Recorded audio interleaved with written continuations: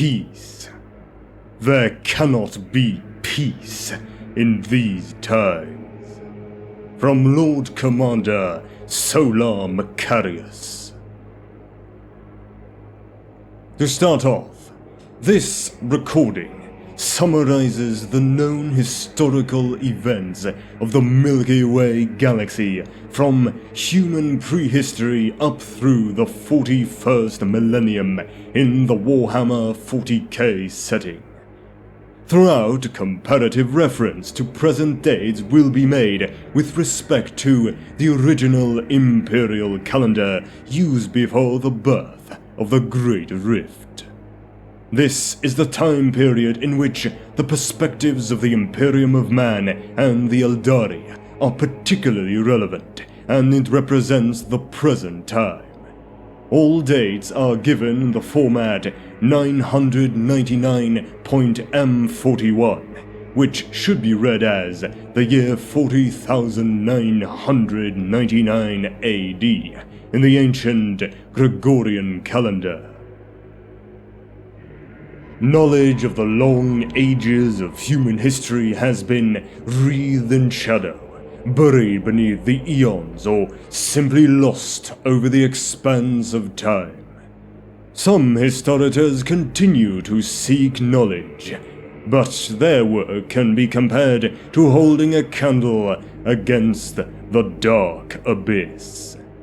The historians of the Adeptus Administratum seek, gather, and dutifully collect the history of each planet within the Imperium. Once, perhaps, this was done with purpose. Now, however, it is most often an indiscriminate compilation of data. A process where scribes unthinkingly copy content onto scrolls, preserving complete records in constant fear of missing a single, inconsequential letter. The ability, or even desire, to translate what these facts mean in any larger sense is almost entirely absent, found only in a few individuals who are eyed suspiciously, or perhaps punished for their enthusiasm. The largest and most complete collection of such records exists beneath the surface of Terra, where the colossal underholds stretch out of sight. Endless vistas of data scrolls tower upwards like mountains. With flickering candlelight provided by floating servo skulls, processions of curators, scriveners, and ciphers wind through the valleys, attempting to illuminate that which was. Over the years, old truths have been lost to the adjustments and redactions made by revisionists of the Adeptus Ministorum, the Inquisition, and even the High Lords of Terra themselves. I will begin with the known prehistory of the galaxy, beginning with the birth of the Star Gods.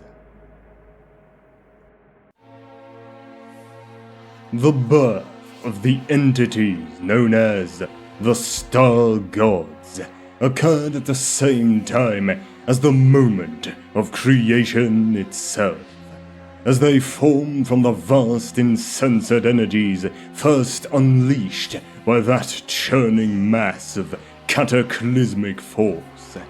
In that anarchic interweaving of matter and energy, the sea of stars began to swirl into existence, and for an eon, the universe was nothing more than hot hydrogen gas and light elemental dust ruled over by the gravitic force of billions of newborn suns. Long before the first planets had formed and cooled, the very first truly self-aware beings emerged into the universe. Their thoughts encased within the lines of force produced by the plasma and electromagnetic flares of the stars themselves. In later times, these entities would become known as the Catan, but early in their existence, they were nothing like the malevolent beings they would eventually become. They were little more than monstrous energy parasites that suckled upon the solar energies of the stars that had brought them into existence, shortening the lives of otherwise main sequence stars by millions of standard years. In time, these star vampires learned to move on the diaphanous wings of the universe's electromagnetic flux, leaving their birthplaces to drift through the cosmic ether to new stellar feeding grounds and begin their cycle of stellar destruction once more. Beings of pure energy, they paid no mind to the hunks of solid matter they pass in the vacuum of space. The blazing geothermal fires and weak geomagnetic fields of these nascent planets insufficient to be worth feeding even their ravenous hunger.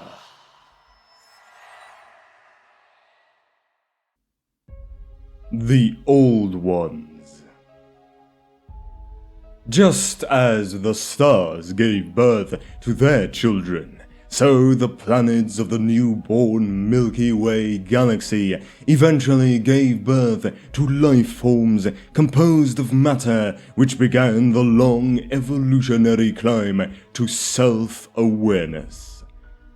The first sentient beings of the galaxy known to have developed a civilization technologically advanced enough to cross the stars was a reptilian species of beings later called the Old Ones by the Eldari, who knew them best of all their creations.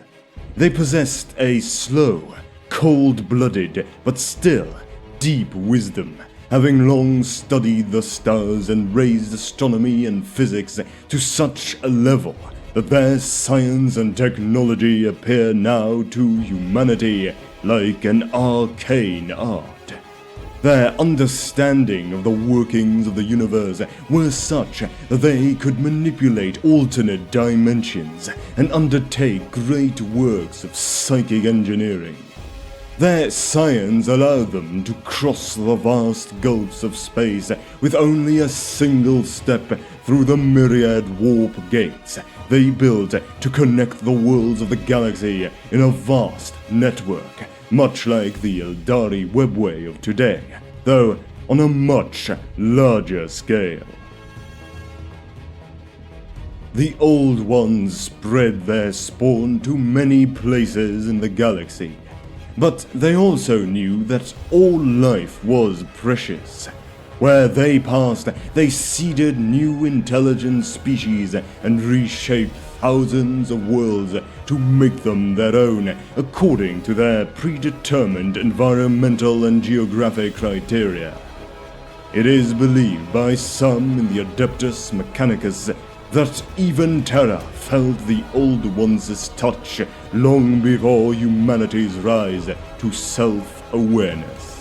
Though this notion is considered heretical at best by the ecclesiarchy, as the Imperial Creed teaches that mankind was made in the image of the God Emperor before his spirit was incarnated in physical flesh millennia ago. The Old Ones' civilization reached its height in excess of 60 million standard years ago. The Old Ones were responsible for the creation or genetic advancement of most of the currently active intelligent species of the galaxy, including the Eldari, the Krog, the Orc's precursors, the Slan, and the Jokero, though it is unknown if they played any direct role in the evolution of humanity. The Old Ones were potent psychics who routinely used the powers of the warp for a wide variety of technological applications. They constructed a system of instantaneous, faster-than-light portals through warp space that were ultimately adapted to create the Eldari Webway, and was its more advanced precursor. These portals connected all of the Old Once's colony worlds across vast swaths of interstellar space.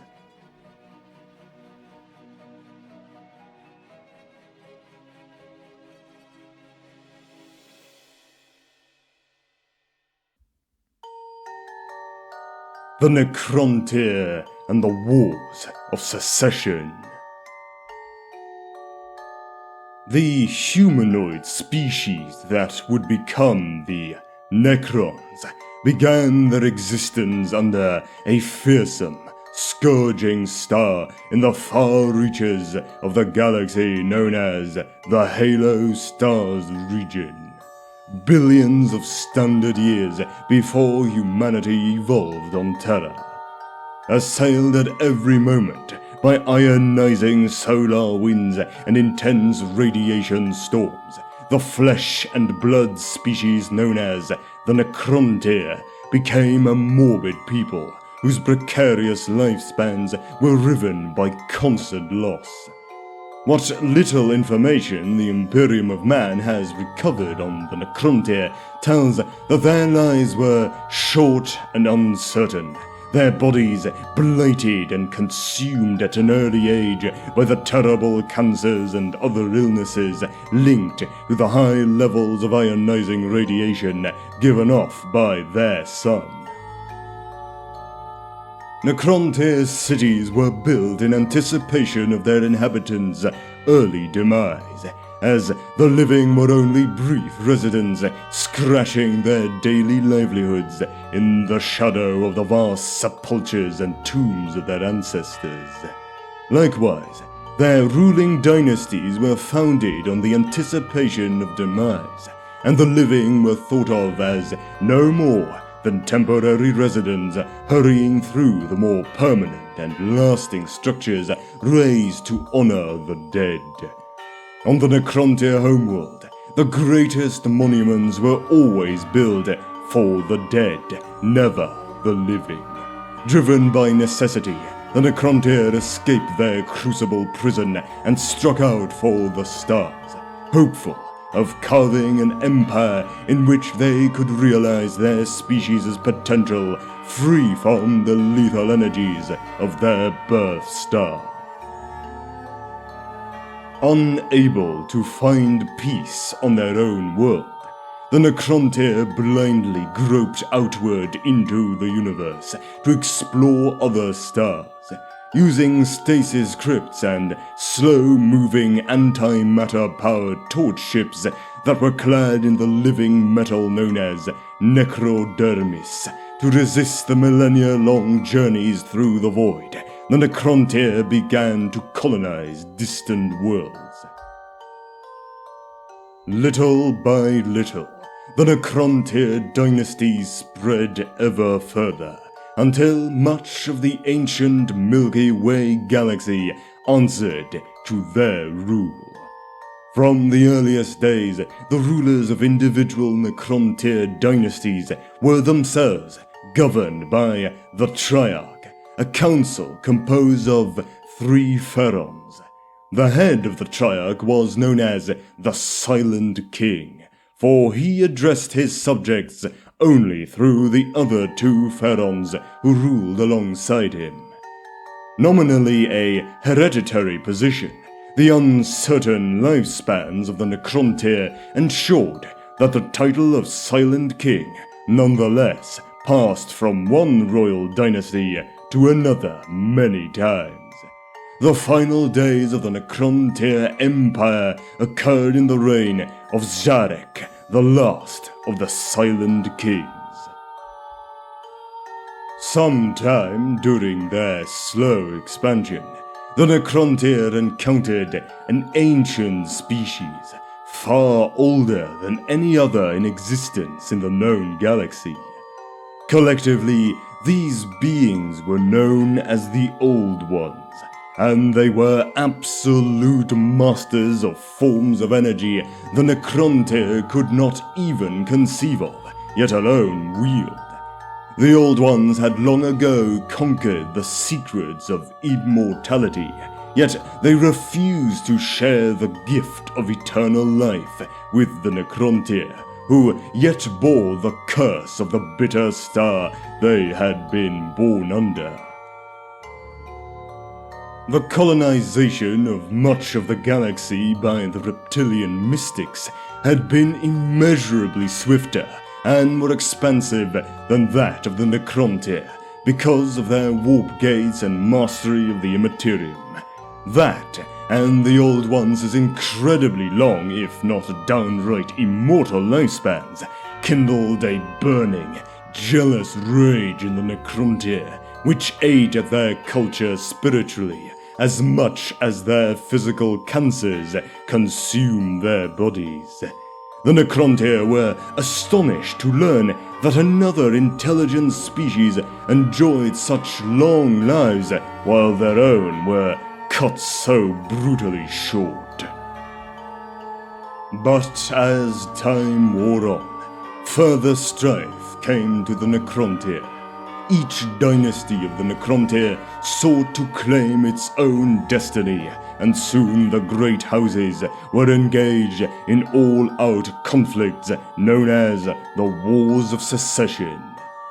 Had circumstances remained as they were for but a generation more, it is possible that they would have wiped themselves out, as so many species had before them and shall do in the future. As their territory grew ever wider and more diverse, the unity that had made them strong was eroded, and bitter wars were waged as entire realms fought to win independence. Ultimately, the Triarch, the ruling council of the Necrontyr Empire, realized that the only hope of unity lay in conflict with an external enemy. But there were few who could prove a credible threat to the technologically advanced Necrontyr. Only the Old Ones, the first of all the galaxy's known sentient species, were a prospective foe powerful enough to bind the feuding Necrontyr dynasties to a common cause. Such a war was simplicity itself to justify, for the Necrontyr had ever rankled the Old Ones' refusal to share the secrets of eternal life. So did the Triarch declare war on the Old Ones. At the same time, they offered amnesty to any secessionist Necrontyr dynasties who willingly returned to the fold of the Triarch. Thus, lured by the spoils of victory and the promise of immortality, the separatist Necrontyr realms abandoned their wars of secession, and what was later known as the War in Heaven began. It was the last of the Silent Kings who headed the Triarch of the Necrontyr Empire, Jarek, who formulated the plan that would change everything forever and have consequences that would echo through the history of the galaxy for countless millions of Terran years. In a typically bitter act of jealousy and resentment for the Necrontyr race, it was the Silent King who used the Old Ones' refusal to share the secret of immortality as a pretext for war, forcibly uniting the entire Necrontyr species beneath the rule of the Triarch against their common foe.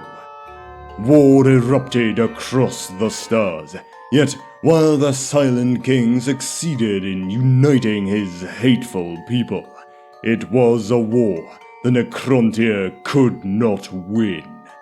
At least, not on their own.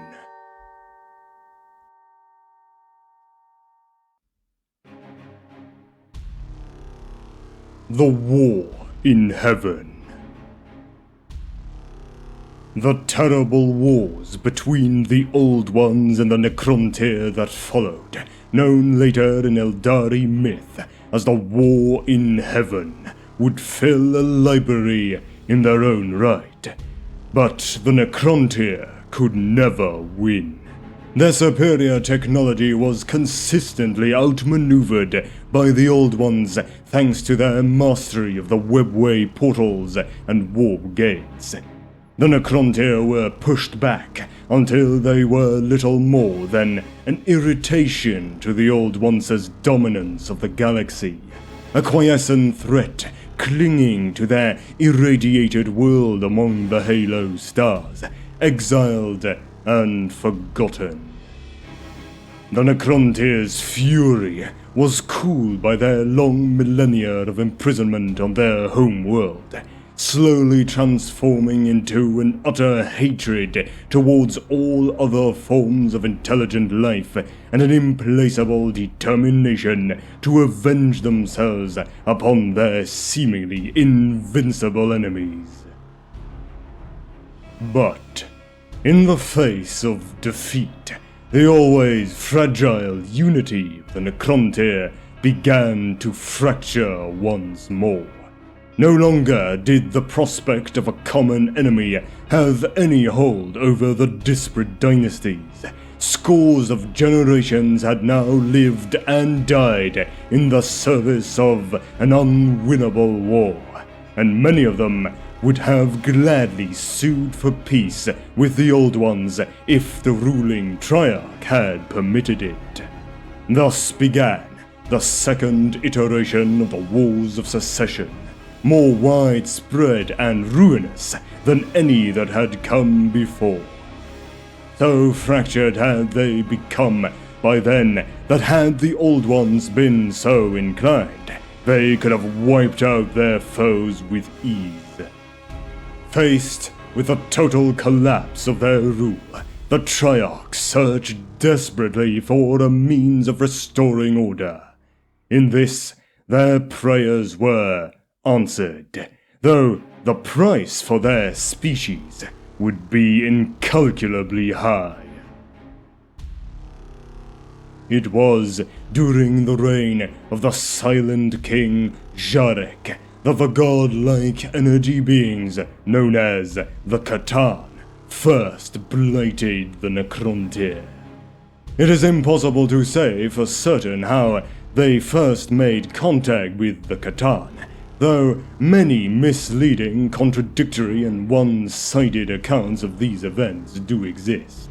The dusty archives of the Tomb World of Solemnus claims it was but an accident, a chance discovery made by a stellar probe during the investigation of a dying star. The Book of Mournful Night, held under close guard in the Black Library's innermost sanctum, tells that the raw hatred that the Necrontyr held as a species for the Old Ones sang out across space, acting as a beacon that the Catan could not ignore.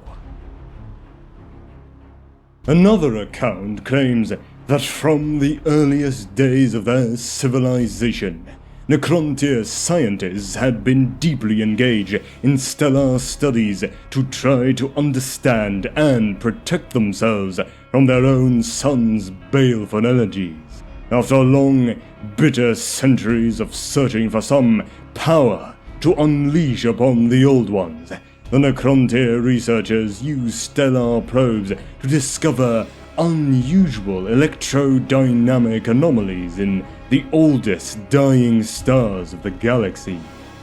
In the complex skeins of the energetic plasma of these suns, Necrontyr found a sentience that was more ancient than that of any of the corporeal species in creation, including the Old Ones, entities of pure energy that had spawned during the birth of the stars eons before.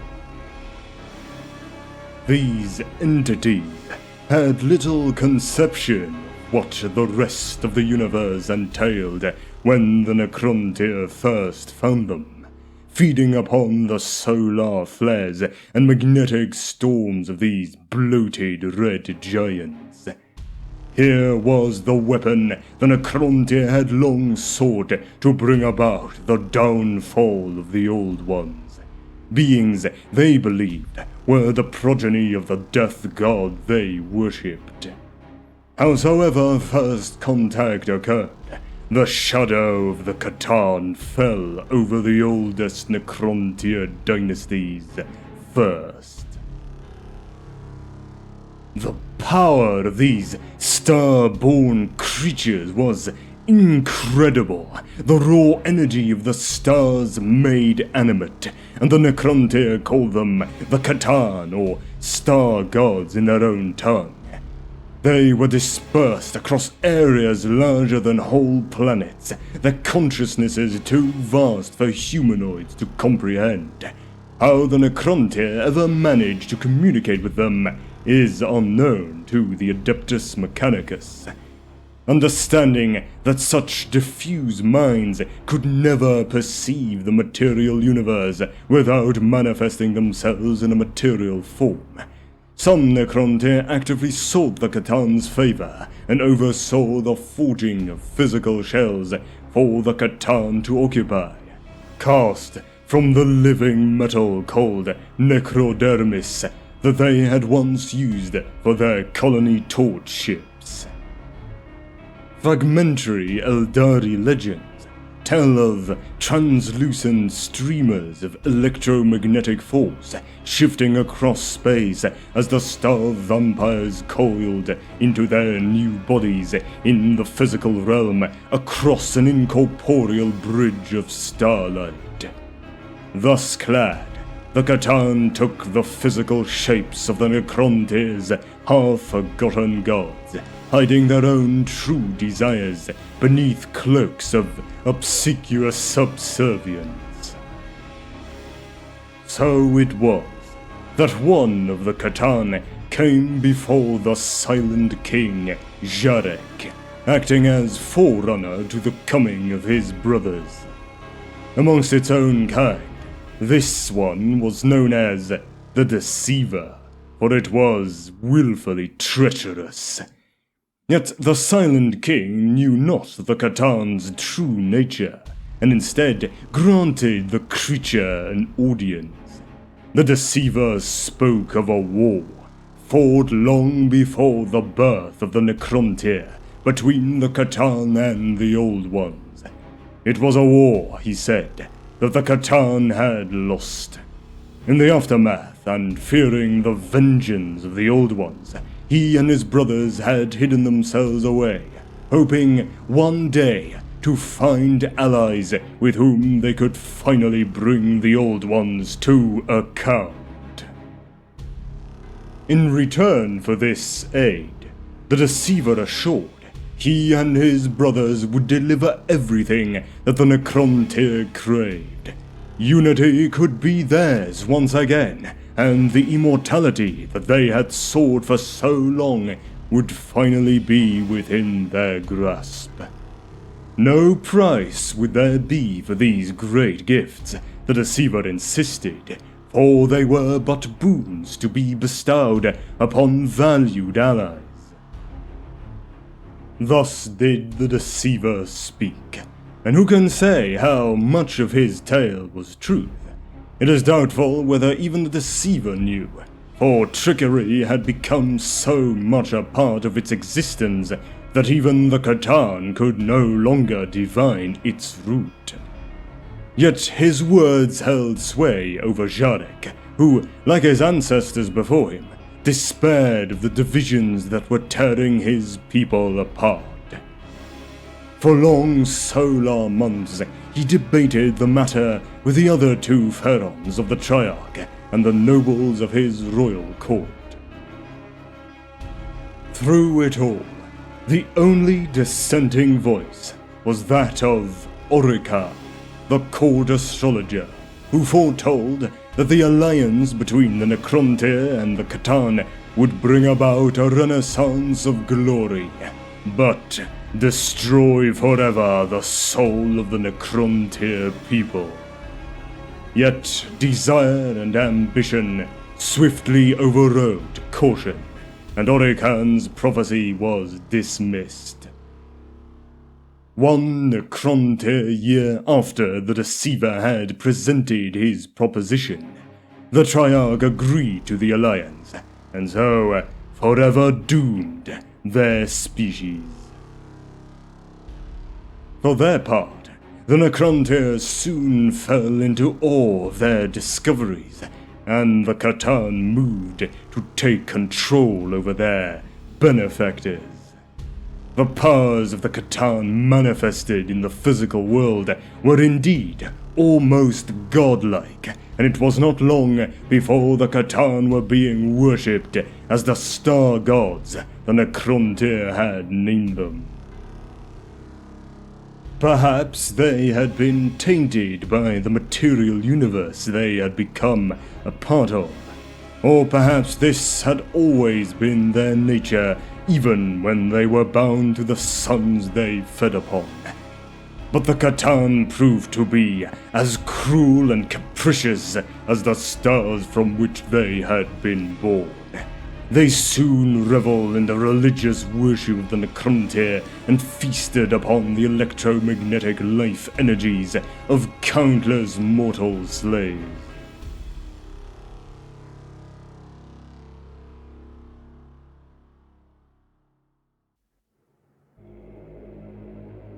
The Rise of the Necrons. When the Silent King saw what had been done, he knew at last the true nature of the Catan and of the doom they had wrought in his name. An excerpt from the Book of Mournful Night. Armed with weapons of god-like power, and starships that could cross the galaxy in the blink of an eye through the use of quantum phase technology, the Necronte stood ready to begin their war against the Old Ones anew. But the Catan had another gift for their mortal subjects. They offer them a path to immortality, and the physical stability their species had always craved. Their diseased flesh would be replaced with the living metal of necrodermis that made up their star god's own physical forms. Their discarded organic husks would be consumed, and their cold metal forms would then be free to pursue their great vengeance against the Old Ones and the rest of the hateful universe, freed forever from the weaknesses of their hated flesh. With their pact sealed, the star gods revealed the form that immortality would take for the Necronte, and the great biotransference process began. Colossal biofurnaces built by Necronte artifice at the direction of the Catan roared day and night, consuming weak-bodied flesh and replacing it with enduring machine forms of living metal, much like the Catan themselves. As the Cyclopean machines clamored, they swarmed about the biotransference sites, drinking in the torrent of cast-off life energy and growing ever stronger. Whether the Necronte actually realized the price they would actually pay for accepting this pact is not known. The immortality the star gods promised would be delivered unto them by way of the arcane and terrible process of biotransference. Vast bio-foundries were constructed, and into these the Silent King's peoples marched according to the terms of the pact he had made with them. What blasphemous procedures the Necrontyr were subjected to within the raging bio-furnaces cannot be known, but certainly each was stripped of flesh and of soul, their body replaced by a shell of living metal animated by what remained of their guttering self. Above each furnace swooped and dove the ethereal true forms of the Catan as they glutted themselves on the spiritual and electromagnetic detritus of an entire species. It was only when the Silent King himself emerged from the biotransference process and looked upon what had become of his people that he saw the awful truth of the pact he had made. Though immortality and nigh godlike strength and vigor were his, it had come at the cost of his soul, the effluvial remains of which had already been sucked down the gullet of a circling Catan. As Jarek watched them feast on the life essence of his people, he realized the terrible depth of his mistake. In many ways, he felt better than he had in decades, the countless aches and uncertainties of organic life now behind him. His new machine body was far mightier than the frail form he had tolerated for so long, and his thoughts were swifter and clearer than they had ever been. Yet there was an emptiness gnawing at his mind, an inexpressible hollowness of spirit that defied rational explanation. In that moment, he knew with cold certainty that the price of physical immortality had been the loss of his soul. With great sorrow, the Silent King beheld the fate he had brought upon his people. The Necrontyr were now but a memory, and the soulless, undying Necrons had been reborn in their place. Yet, if the price had been steep, biotransference had fulfilled all of the promises that the Catan had made. Even the lowliest of the Necrontyr was now blessed with immortality. Age and hard ionizing radiation could little erode their new mechanical bodies, and only the most terrible of injuries could destroy them utterly. Likewise, the Necrons now enjoyed a unity that the Necrontyr had never known, though it was achieved through tyranny and the complete loss of individuality and emotion rather than by consent.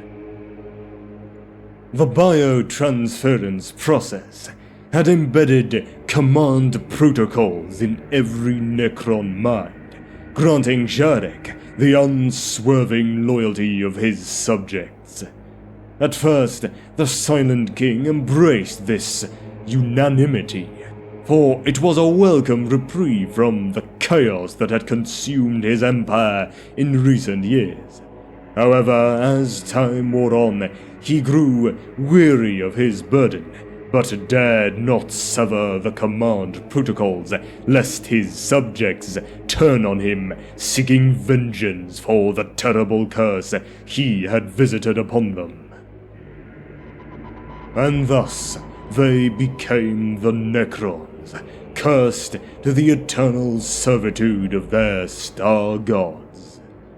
The Catan feasted upon the entire Necrontyr race's life energies even as they made the biotransfers, leaving behind only the ghostly echoes of their consciousnesses.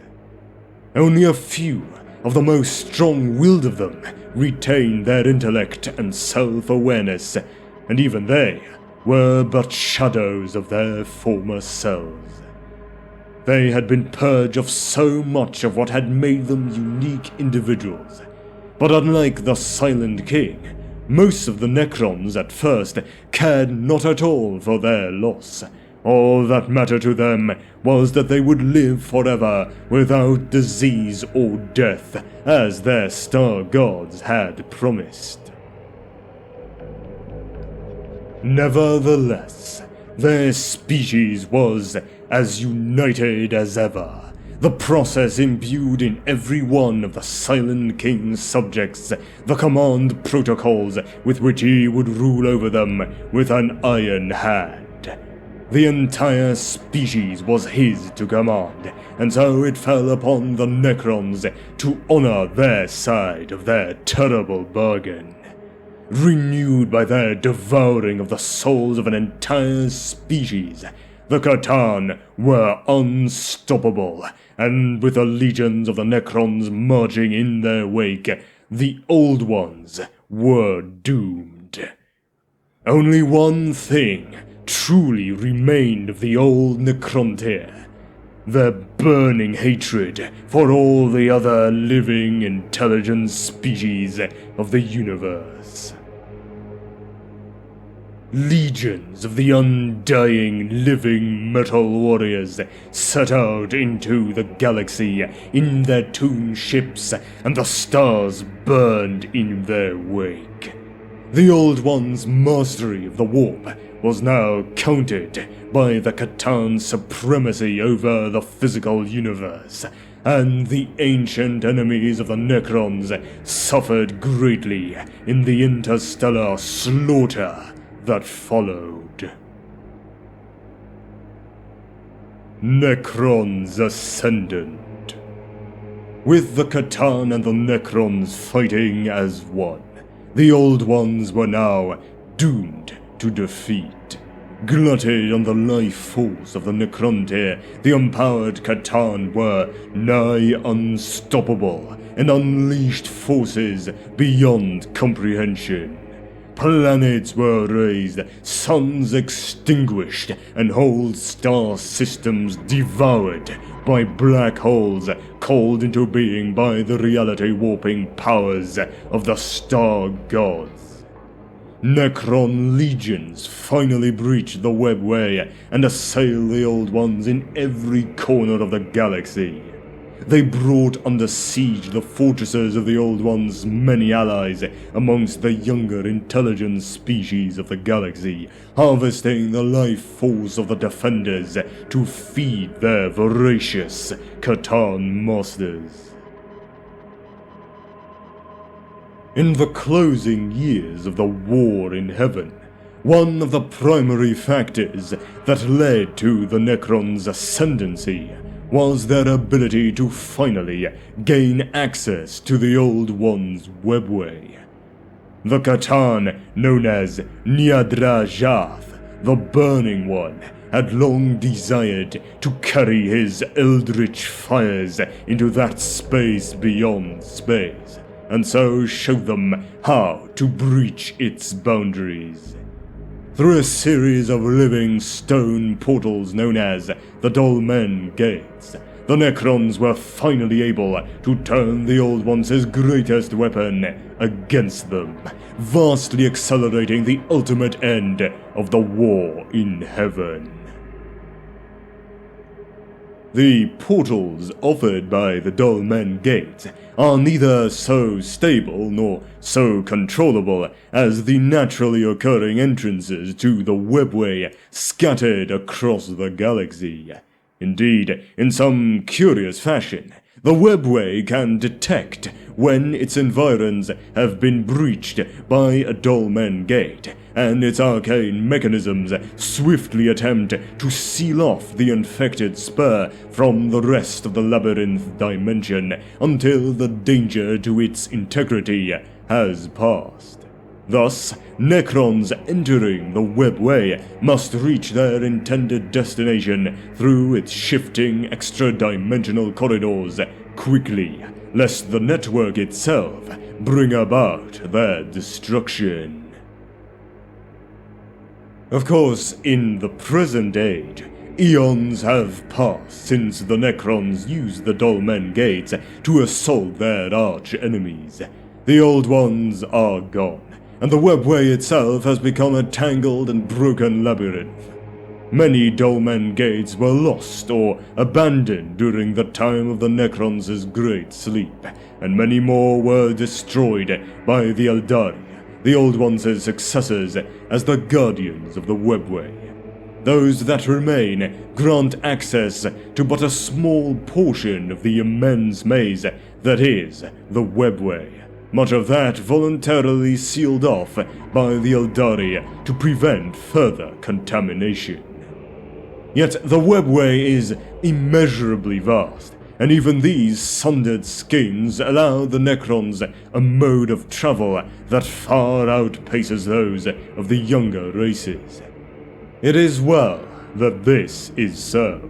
As a species bereft of psyches as a result of the loss of their souls during the biotransference process, they are also incapable of warp travel, and without access to the webway, they would be forced to rely once more on slow voyaging stasis ships, dooming them to interstellar isolation. In the wake of these victories, the C'tan and their undying servants now dominated the galaxy. The last planetary bastions of the Old Ones were besieged, and the intelligent species they had once nurtured became cattle for the obscene hunger of the star gods. To the younger sentient species of the galaxy, the Necrons and their masters were cruel, callously harvesting their populations at will to feed their ceaseless hunger. The C'tan were figures of terror who demanded their adoration and fear in equal measure.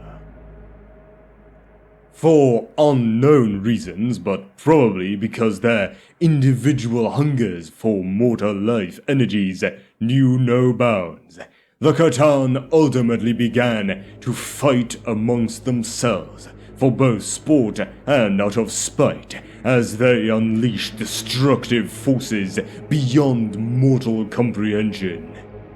Among the Eldari, an ancient myth holds that their laughing god tricked the star god known as the Outsider into turning on its brothers and beginning their long war for ascendancy.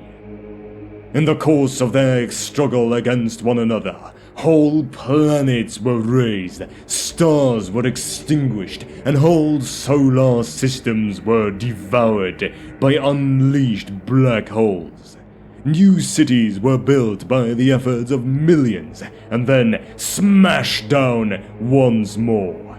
As the red harvests of the C'tan and their Necron servants grew thin, star gods eventually devoured themselves, until only a few were left in the universe, and they competed amongst themselves for a long, long time. Eventually, even the Old Ones, who had once been defined by their patience and unstoppable will, became desperate in the face of the Necron assault. They used their great scientific skills to genetically engineer intelligent beings with an even stronger psychic link to the warp, hoping to create servants with the capability of channeling psychic power to defend themselves. They nurtured many potential warrior species, among which are believed to be the earliest members of the Eldari species and many other Xenos races, including the Rashan, the Kanib, the Krog, and many others. Millennia passed as the Old Ones' creations and experiments finally bore fruit, even as the C'tan and their Necron servants continued to extinguish life across the galaxy. The tide turns. The Old Ones as psychically empowered servant species spread across the galaxy, battling the advanced Necron technology with the psychic power of their warp-spawn sorcery. Facing this new onslaught, the C'tan's empire was shattered, as the psychic forces of the Imperium were anathema to soulless entities whose existence was wholly contained within purely physical patterns of electromagnetic force. For all the destruction they could unleash, they were unable to stop the Old Ones and the younger races' relentless advance across the stars. The Star Gods, unified by this great threat for the first time in millions of Terran years, sought a way to defeat the soul-fueled energies of the younger species. They initiated a great warding, a plan to forever defeat the psychic sorceries of the Old Ones by sealing off the material universe from the warp. A plan whose fruits could once be found on the imperial fortress world of Cadia, in the form of the great pylons that litter the surface of that world in intricate networks and create the area of space-time stability near the Eye of Terror, known as the Cadian Gate. With their god-like powers, it was only a matter of time until the C'tan succeeded and their greatest work began. But before it was complete, the seeds of destruction the Old Ones had planted millennia before brought about an unforeseen cataclysm. The growing pains and collective psychic flaws of the younger species threw the untapped, psychically reactive energies of the Imperium into disorder. War, pain, and destruction were mirrored in the bottomless depth of the sea of souls that was the warp. The maelstrom of souls unleashed into the Imperium by the carnage of the war in heaven coalesced in the previously formless energies of the warp. Older entities that had existed within the Imperium transformed into terrifying psychic predators, tearing at the souls of vulnerable psychers as their own environment was torn apart and reforged into the realm of chaos.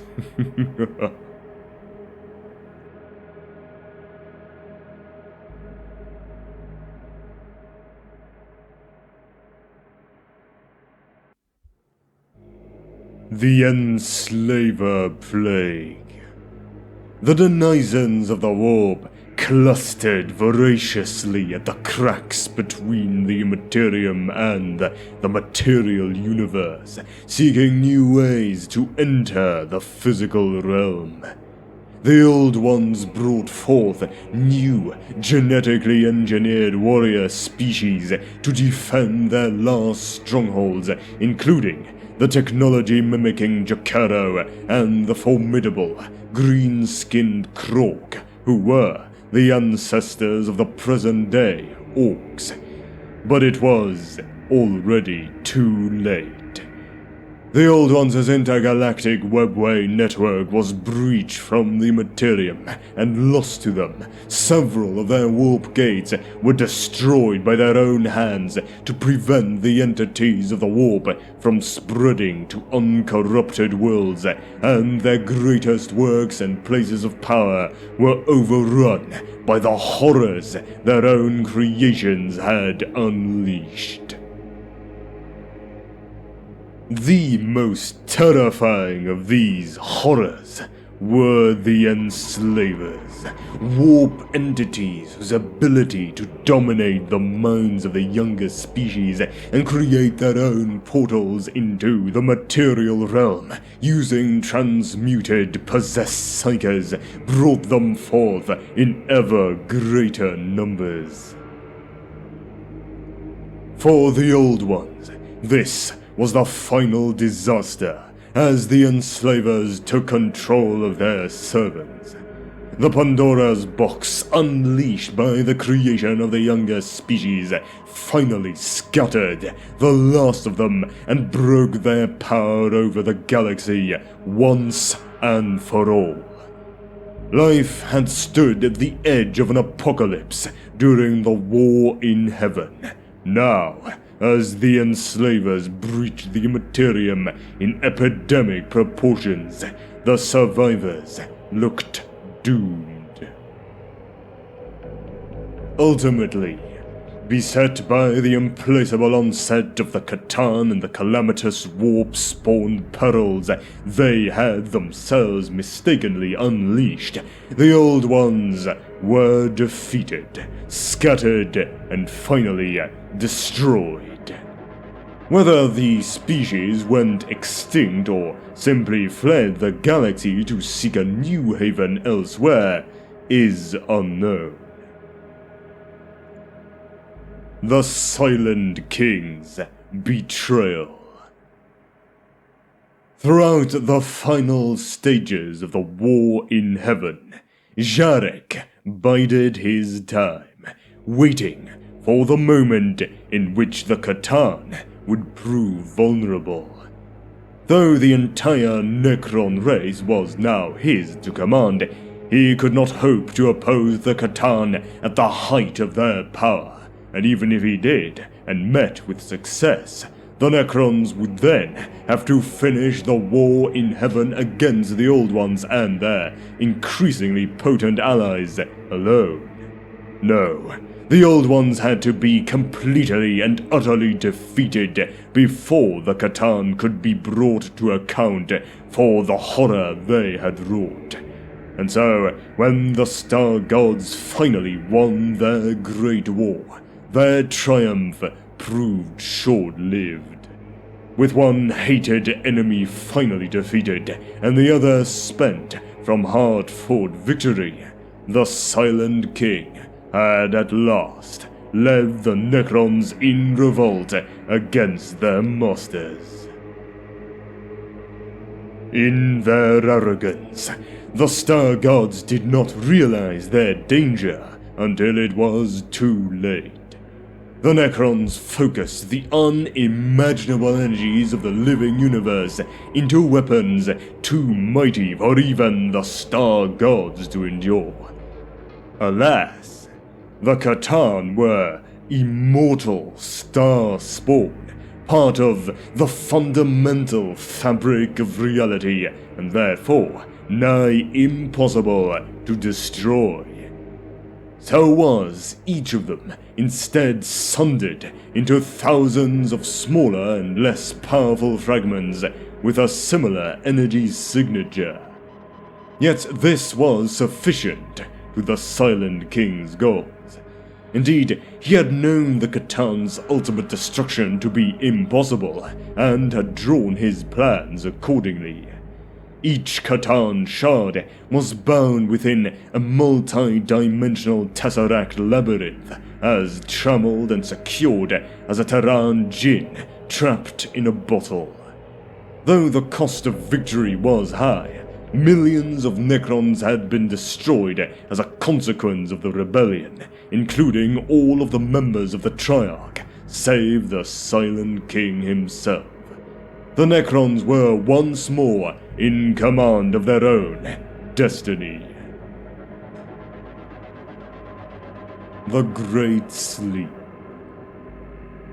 The Necrons had been vindicated in their pursuit only of science and control over the material realm, and certainly took pleasure in seeing the Old Ones' civilization collapse as a result of their overindulgence of psychic power and the end of the C'tan's domination over their species. Yet even with the defeat of their old enemies, the Silent King saw that the time of the Necrons in the galaxy was over, for the moment at least. They would allow the enslavers to take what was left of the sentient life in the galaxy and let it become an interstellar wasteland. The Psyker swarm would then die away, and in time the galaxy would evolve new life forms who would be less sophisticated and easier to dominate. In addition, the Necrons understood that the mantle of galactic dominion was soon to pass to the Eldari, one of the psychically potent species that had fought alongside the Old Ones throughout the War in Heaven, and had thus come to hate the Necrons and all their works with the burning passion that is the defining characteristic of that species. The Eldari had survived where the Old Ones had not, and the Necrons, weakened by their expenditure of lives and resources in overthrowing the rule of the C'tan, could not stand against them. And yet, the Silent King knew that the time of the Eldari would eventually pass, as it must pass for all those beings still cloaked in the flesh. It would take millions of Terran years for their power to fade. But what mattered is that the Necrons would be there to take advantage of it. And so it was that the Silent King ordered the remaining Necron cities to be transformed into great tomb complexes threaded with stasis crypts. Let the Eldari shape the galaxy for a time. They were but ephemeral, whilst the Necrons were undying and eternal. The Silent King's final command to his people was that they must sleep for the equivalent of 60 million standard years, but awake, ready to rebuild all they had lost, to restore their dynasties to their former glory. This was his final order, and as the last tomb world sealed its subterranean vaults, Jarek destroyed the command protocols by which he had controlled his people for so long, for he had failed them utterly. Without a backward glance, he, the last of the Silent Kings of the Triarch, took ship into the starless void of intergalactic space, there to find whatever measure of solace or penance he could. Meanwhile, eons passed, and the Necrons slept on, their machine slaves and constructs guarding them, while they slept on tomb worlds that had been purged of all life to keep the enslavers from their door. This plan worked with an amazing degree of success until they were awakened by the forces of the Imperium of Man in the 41st millennium to plague the galaxy once more. They discovered a new and unexpected age of interstellar civilization and war, much like the one they had left behind 60 million years before.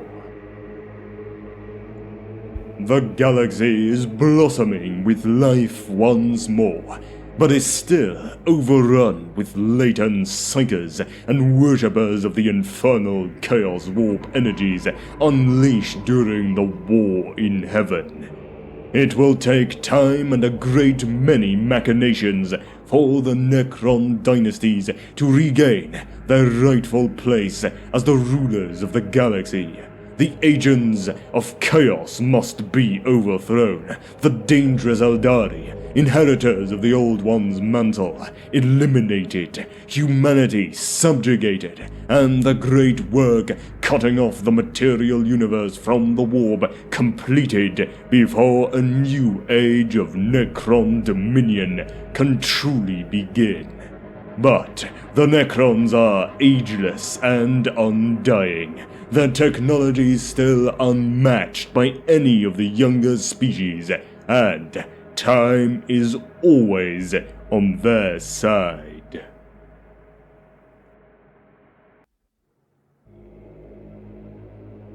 The rise of humanity. Beginning with the Age of Terror and the Stellar Exodus from the 1st till the 15th millennium.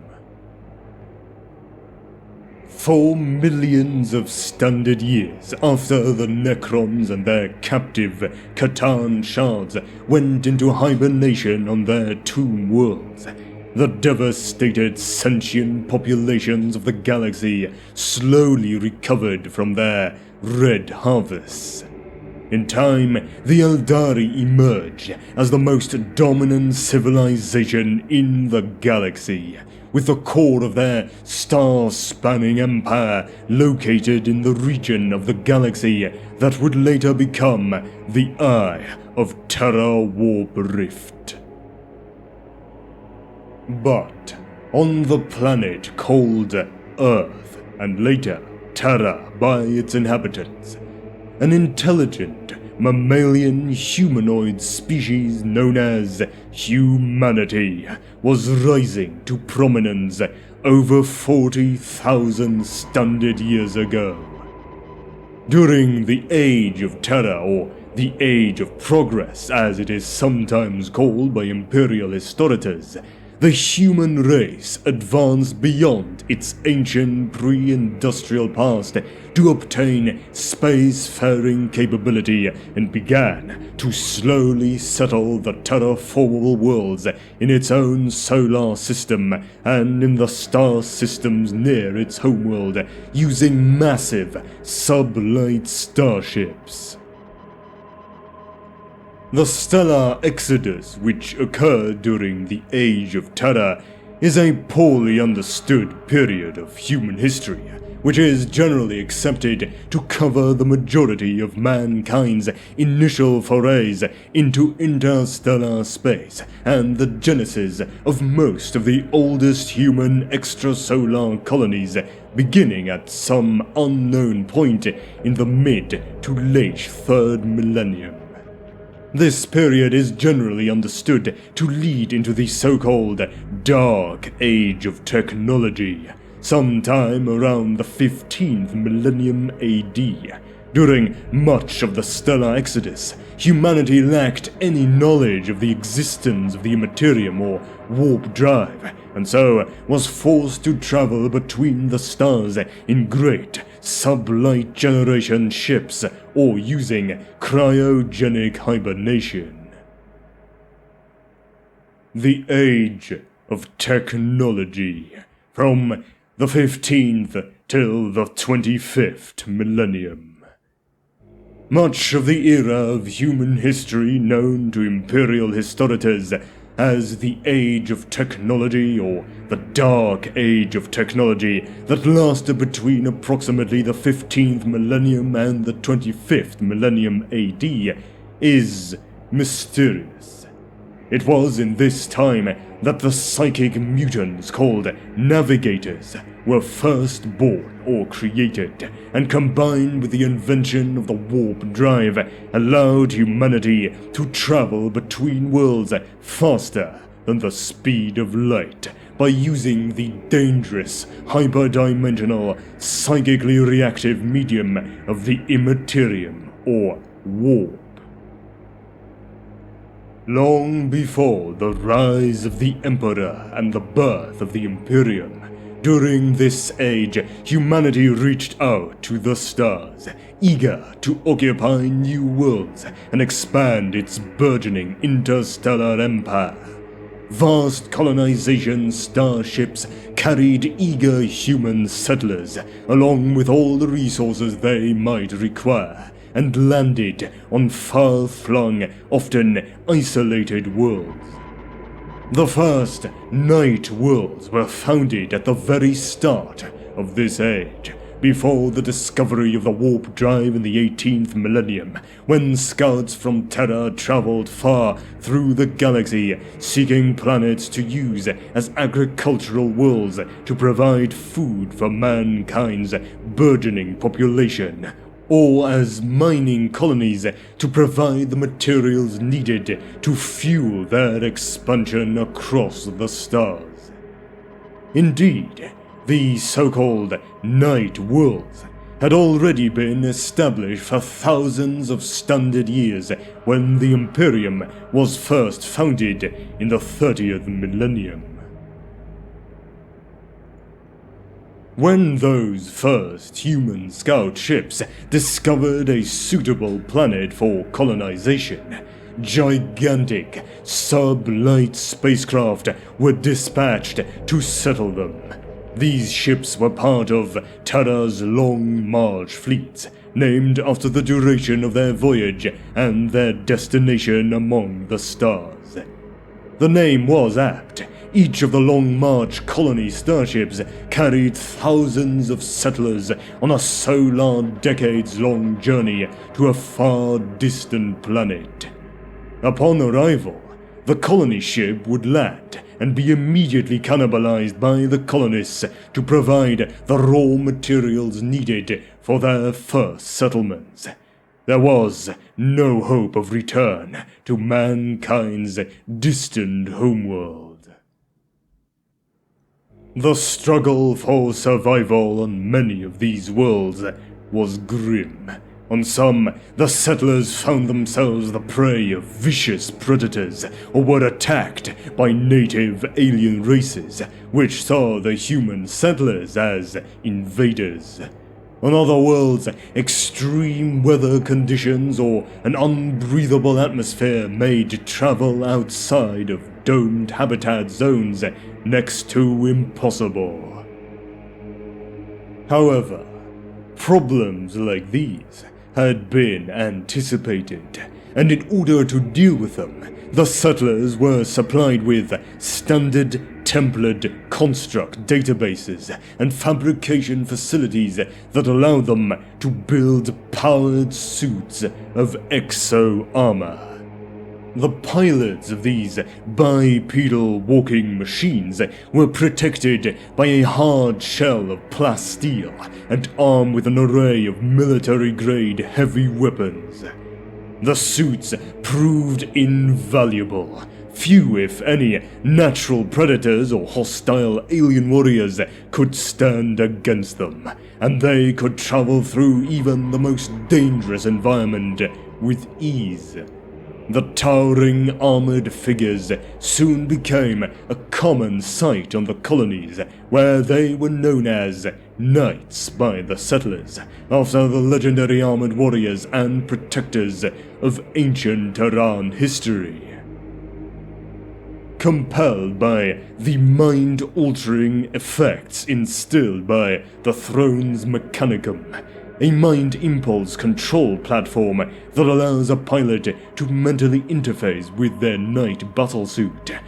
Over the course of a few generations, these elite warriors gradually developed a society that evolved into the knightly houses. The plasteel plates of the original exoskeleton suits were slowly replaced with more ornate armor made from adamantium, providing better protection as well as a panoply befitting the wearer's prestige and rank in their society.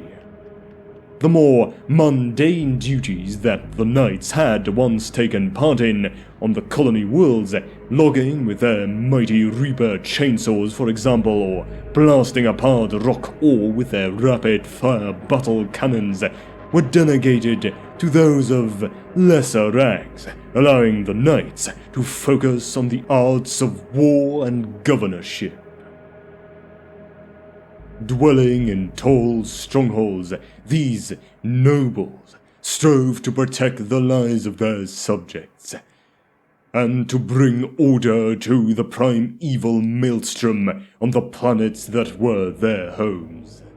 The knightly houses proved to be highly successful at both of these things, and soon became a vital part of human society during the Age of Technology.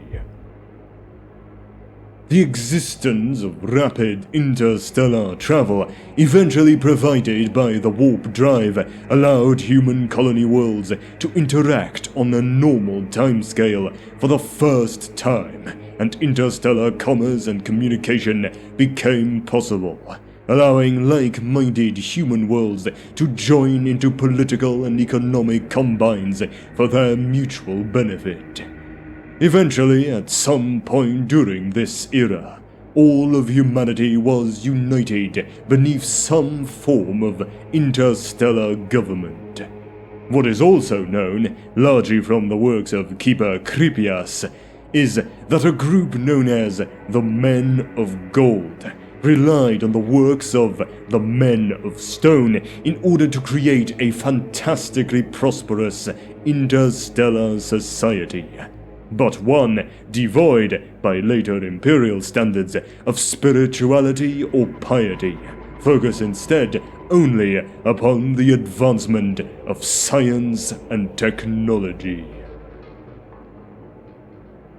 The Stone Men are known to have created a third group, the Men of Iron, postulated to be some form of artificially self-aware robots or thinking machines in order to assist them in their labors and carry out military duties. The Iron Men became uncontrolled and rebelled against their human creators, and a cataclysmic conflict broke out, resulting in a partial Malthusian catastrophe across much of the human-settled galaxy, in which there were no longer enough resources to support the vast populations of mankind.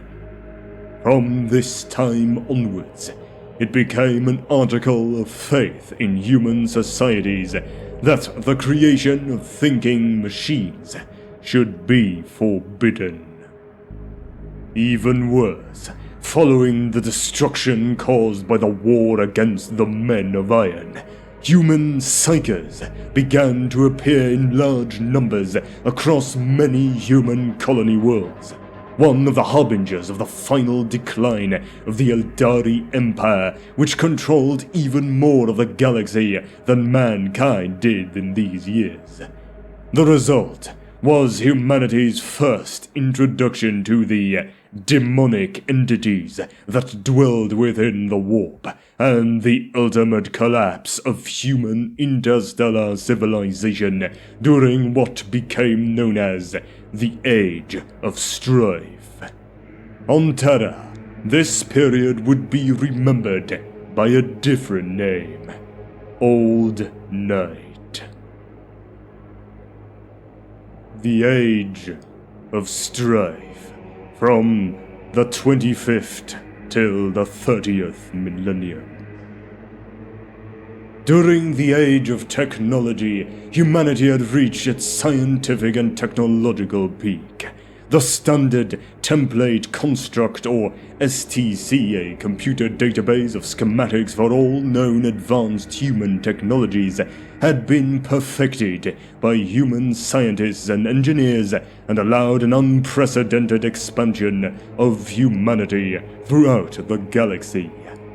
One of the reasons humanity was so successful at conquering a large part of the galaxy was the development of the artificially intelligent constructs now only known in Imperial legend as the Men of Iron. These powerful and fully intelligent combat robots won many wars for humanity, but for some reason turned against their masters at the end of the Dark Age of Technology.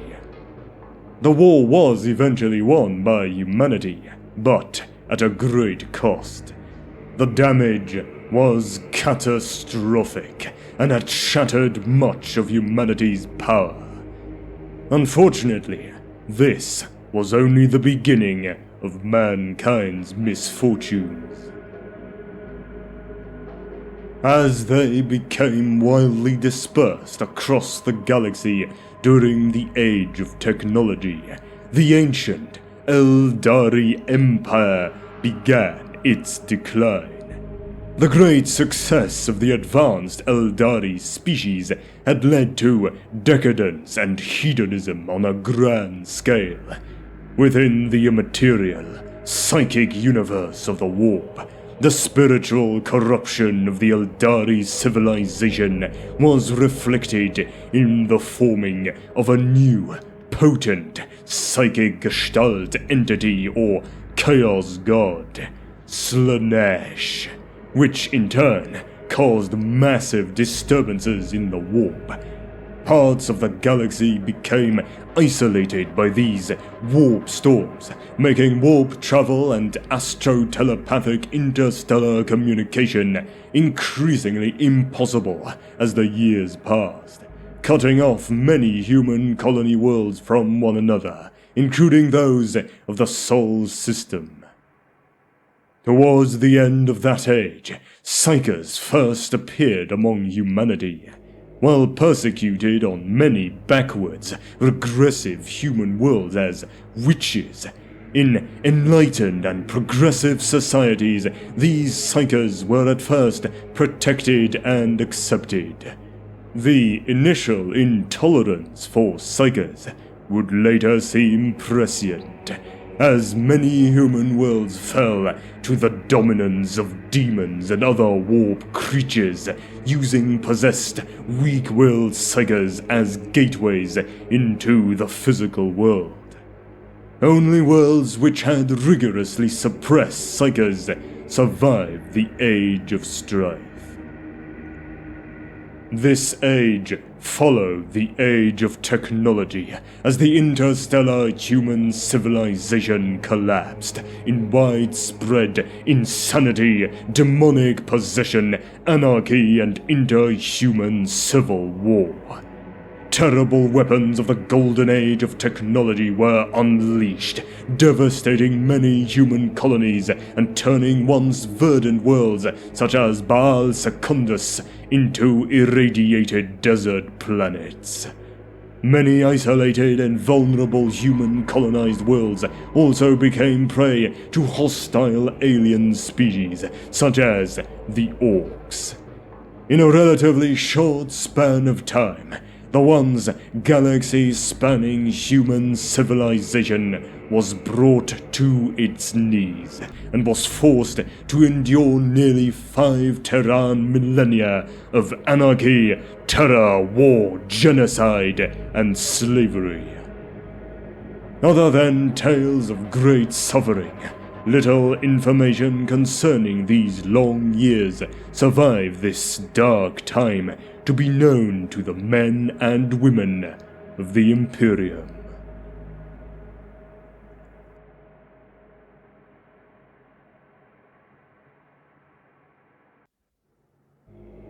The rise of the Imperium of Man begins with the fall of the Eldari. From the 25th till the 30th millennium. Before the fall of their potent interstellar empire, the Eldari were a technologically and psychically advanced humanoid species generally considered the most powerful intelligent race in the entire galaxy. Their technology had advanced so far that little or no labor was required by individuals to provide the daily necessities of life.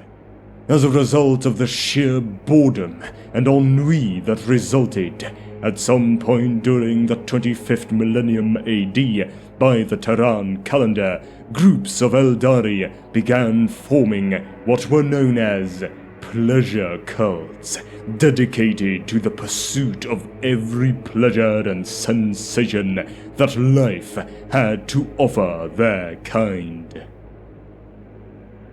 Despite the prediction of their reclusive seers that warned of impending doom if the Eldari did not change their hedonistic ways, government with the Empire soon collapsed, and the moral degeneration of their homeworlds and various colony worlds continued unimpeded.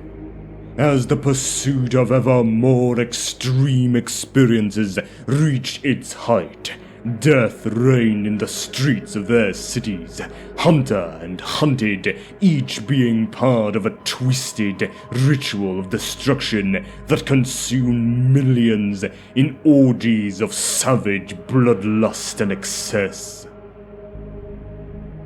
Some were able to see that their now corrupt society was destroying itself, and fled in disgust.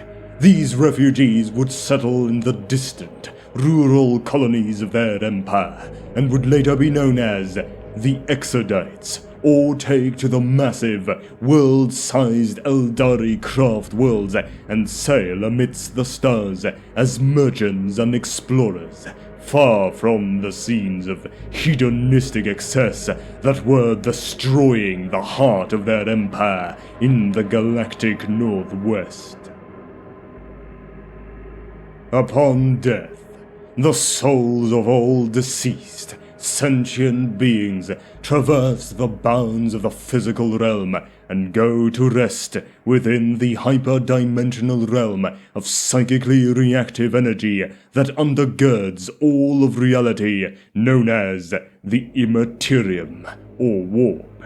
As more and more corrupt Eldari died, their souls began to coalesce into a larger entity within the Warp, a living representation of the hedonistic corruption that had defined their lives.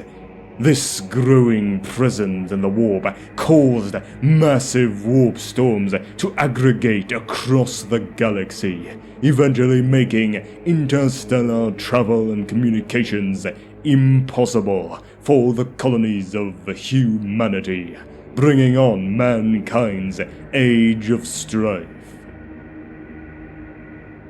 This gestalt collection of corrupt Eldari souls gained sentience sometime in the late 30th millennium, creating the powerful new warp entity known as the Chaos God Slaanesh, the Prince of Pleasure, called She Who Thirsts by the Eldari. When she came to be, an ethereal explosion occurred that spanned the extent of warp space within the Milky Way galaxy, with the epicenter being located within the Eldari core homeworlds. All caught in the immense psychic blast were instantly killed, their souls consumed by Slaanesh, and the surrounding region of space was transformed into a massive, permanent warp rift, later known as the Eye of Terror to humanity. The core Eldari homeworlds were transformed into the ruined hellscapes, today known as the Crone Worlds. Most of the remaining Eldari gods, who themselves existed as entities within the warp, were destroyed by Slaanesh after its cataclysmic birth. Kaila Mencha Kane, the Eldari god of war, attempted to combat the new Chaos God, but Kane's form was shattered and exiled to the mortal realm, where it came to rest in the infinity circuits of the Asuryani craft worlds, but could be embodied in the form of animated constructs called avatars, which rested in the hearts of the various craft worlds during times of grave peril. The only other gods to survive the fall were the trickster god Kegorach, also called the Laughing God, who hid himself within the webway, and Isha, who was ripped from the jaws of Slaanesh by the Chaos God Nurgle, who now keeps her as a slave within its hideous garden home within the realm of chaos. The fall utterly destroyed the once vast interstellar Eldari Empire, leaving scattered bands of Eldari fighting for survival. Before the fall, vast spacecraft called craft worlds were constructed, enabling those wishing to escape the degeneration of their homeworlds to flee, along with samples of their lost world's flora and fauna. When the fall occurred, the various craft worlds rode out the ethereal shock wave in the warp, some being destroyed in the process. The Exodite worlds, far from the epicenter of the terrible catastrophe, were largely untouched by the birth scream of Slaanesh. In order to prevent the events of the fall from ever recurring, the Eldari of the craft worlds, who now called themselves the Asuriani, but were long known as the Eldar to outsiders, devised the Asuriani path system, by which every craft world Eldari would follow a strict, almost fanatical life path pursuing a specific activity, such as crafting or war, for a portion of their long lifespans, before switching to another path when the previous one grew stale. In this way, the Asuriani hoped to control the extreme emotional and psychic sensitivity that had left them open to corruption by chaos in the first place. However, some corrupted Eldari did survive the birth of Slaanesh by taking refuge within the webway itself, which had long been home to a nearly infinite cavalcade of hyperdimensional sub-realms that were protected from Slaanesh's predations by the psychic wards erected within the labyrinth dimension to keep the dangers of the warp at bay. These sadistic beings became known as the Drukhari, or Dark Eldar to outsiders, the inhabitants of the vast, dark city within the webway called Komorach. The Drukhari later preyed on humans and Asuriani alike to find souls whose torment and anguish they could physically devour to keep their own tainted souls from being consumed by Slaanesh. The Great Crusade. From circa 798.M30 till 005.M31. The Great Crusade of the Emperor of Mankind began as the Age of Strife came to an end for humanity. The warp storms isolating the human colony worlds for 5,000 Terran years had finally disappeared with the birth of Slaanesh and the fall of the Eldari in the 30th millennium. The man known only as the Emperor of Mankind, a perpetual and the greatest psyker in human history, had emerged mysteriously from the darkness of old night as the greatest warlord of the human homeworld. The Emperor, with the aid of his friend and ally Malkador the Sigillite, had united Terra under his rule during the Unification Wars in the final decades of the Age of Strife. He intended to use his genetically enhanced Space Marines and the Imperial Army to now reunite all of humanity under his enlightened rule and the rationalist philosophy of the Imperial Truth. Making a pact known as the Treaty of Mars, with the cult mechanicus of the machine god on Mars in the late 30th millennium, the Emperor promised to allow the tech priests to continue to practice their faith and maintain the political autonomy of their mechanicum government if they provided him with the starships and other advanced technology he needed to reunite the human-settled galaxy. The Emperor was a man of enormous skill in the practice of science and the development of new technology, and so in him many members of the ancient Mechanicum saw the coming of the Omnissiah that had been prophesied by their faith. In the treaty they signed with him, the Mechanicum of Mars pledged their support to the creation of a new Imperium of Man, in which they would serve as the Imperium's primary purveyors of science and technology in return for first access to any ancient technology or archaeotech discovered beyond the bounds of the Sol system.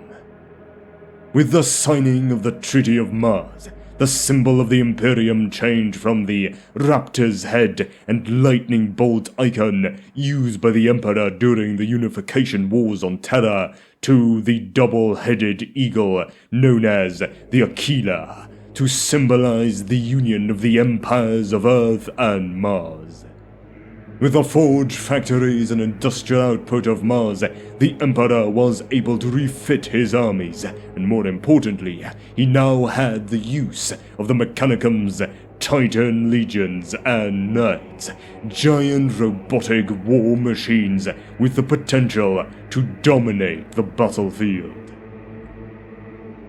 At first, the newborn Imperium's expansion into interstellar space was slow, since the Imperial army was still small, and more importantly, the Emperor's 20 Space Marine legions were inhibited by the absence of their Primarchs, the genetically engineered transhuman military commanders the Emperor had created during the Unification Wars to lead his eventual reconquest of the galaxy at the head of the Legionis Astartes. This lack made the time for the creation of a new Space Marine from a normal adolescent human male much longer. However, this difficulty was to end as, on Chthoniya, a planet in a star system not far from Terra, the Emperor for the first time was reunited with one of his missing Primarchs, Horus. Having been discovered at an early age, he took him under his wing and taught him all he knew. Horus and the Emperor had a truly unique bond, that of father and son, and many times they saved each other's lives. But after 30 standard years, he discovered another of the Space Marine Primarchs, Leman Russ, on the icy world of Fenris. Although Horus was pleased at the discovery of one of his brothers, he secretly hoped to always remain his father's favorite son. In time, all the Primarchs were found on the worlds they had been sent to by the machinations of the ruinous powers of chaos, and each was placed in command of their respective Space Marine legions. The legions, as a result, were massively expanded with new recruits from their Primarchs' adopted homeworlds, and new Space Marines could now be produced within only a single Terran year. But this acceleration and the gene-craft techniques employed to bring it about produced fundamental defects within the psyche of each Space Marine, created from certain Primarchs' genetic heritages through this process. These defects were later to prove fatal to many of the Emperor's dreams for humanity. The Great Crusade lasted for 200 standard years, into the early years of the 31st millennium, and brought many long-lost star systems into the fold of the newborn Imperium of Man. Under the command of the War Council of the Emperor and his rediscovered Primarchs, vast expeditionary fleets comprised of the Imperial Army and the 20 Space Marine Legions fought back aliens, feral human tribes, petty human dictators, and the warp-tainted forces that had gained control of large portions of human-settled space during the Age of Strife. Once a human-settled world had been pacified, it was brought into imperial compliance by a new imperial planetary governor chosen by the Emperor. Part of this process included the rooting out of any superstitious or religious beliefs of the population with a respect solely for reason and the measured advancement of science and technology, an atheistic belief system known as the Imperial Truth. The world was then often occupied by a unit or units of the Imperial Army that were left behind to complete the integration of the planet into the Imperium, while the expeditionary fleet, led by Astartes, moved on to its next target. As the Primarchs took control of the Space Marine Legions that had been crafted from their gene seed, the Great Crusade separated, moving in many directions and reaching far across the galaxy. After the Imperial Crusade on the world of Olenor concluded in O.M30, upon bringing that planet into Imperial compliance, the Emperor claimed it as the greatest victory of the Imperium to date, and that Horus should be given all the credit. Hailing Horus and his Lunar Wolves Legion, later renamed the Sons of Horus, the Emperor stated that he would have to leave the expeditionary fleets behind and return to Terra to begin the next secret phase of his plan to ensure humanity's domination of the galaxy.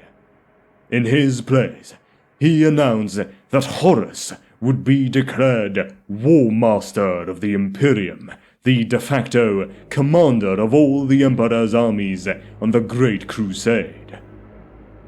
Although Horus was troubled that his father should leave him and his brother Primarchs to carry on alone for some unknown reason, with him as their new commander, the Imperium's armies and Space Marines continued to expand ever outwards, rediscovering lost human worlds and bringing them into the enlightened Imperium's fold. This expansion lasted for 5 more standard years, until the outbreak of the terrible Imperial Civil War known as the Horus Heresy. The Horus Heresy. From 5 till 14 M31. The seeds of destruction for the Emperor's great dream had already been planted. One of the Primarchs, Lorgar Aurelian of the Word-Bearers Legion, had secretly turned to the service of the Dark Gods of the Warp, approximately 160 standard years into the Great Crusade. Seeking the true source of divinity in the universe after the Emperor had brutally reprimanded Lorgar and his legion at the perfect city of Monarchia on the world of Kur for spreading the falsehood that the Emperor was the one true god of humanity, the Primarch began a great pilgrimage across the galaxy. Lorgar's quest eventually led the Word-Bearers into the heart of the great permanent warp rift in the segmentum obscurus, later named the Eye of Terror. There, Lorgar made contact with entities who he truly believed were divinities worthy of his worship, the Chaos Gods, devoting himself to their vision of seeing the warp and real space intertwined into a single reality and the benefits he believed this would bring to humanity. The Primarch spent the next 4 solar decades preparing to convert his brothers and their legions to the service of chaos. To this end, Lorgar arranged for the War Master Horus to visit the barbarous world of Davin, not long after the end of the Ullanor Crusade. There, he arranged for the War Master to be mortally wounded by a weapon tainted by the dark touch of the Chaos God Nurgle, the Plague Father.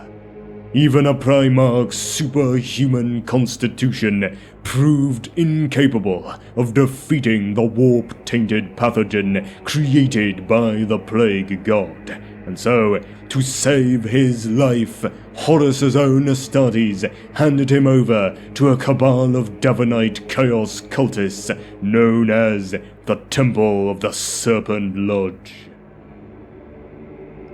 There, in a foul, sorcerous ritual that had been prepared by Lorgar and was overseen by the Word-Bearer's first chaplain, Erebus, Horus's spirit was cast into the warp, where the Chaos Gods promised to save his life if he would choose to become their servant and overthrow the rule of the Emperor of mankind.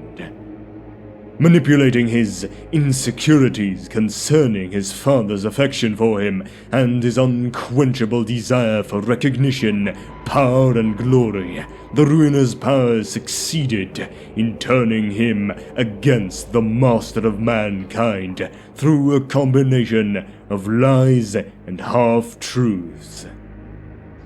With his agreement to their bargain, Horus's soul was returned to his body in the Davinite temple, and he awoke fully healed, though he now walked the path of damnation.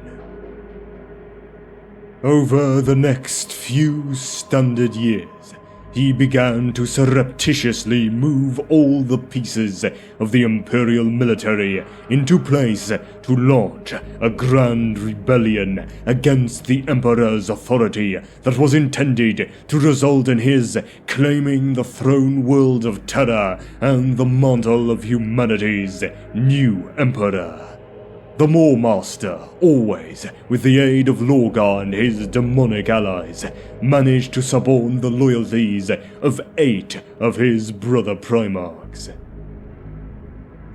He did this by exploiting their own insecurities concerning the Emperor's treatment of them and the jealous rivalries that many of the Primarchs had developed over the course of the Great Crusade with their fellows.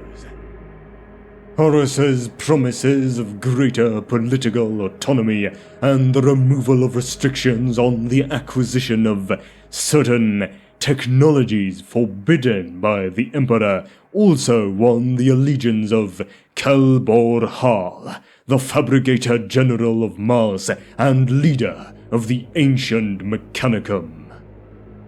By 5M31, the treason of Horus, known in later centuries as the Horus Heresy, spread to embrace approximately half of the Imperium's military forces, including small planetary defense forces, many regiments of the Imperial Army, the 9 Chaos Space Marine Traitor Legions, and nearly half of the ancient Mechanicum's potent Tagmata forces, Titan Legions, and Night Houses, forming the core of Mechanicum adepts who chose to serve the Ruiner's powers and were later called the Dark Mechanicum.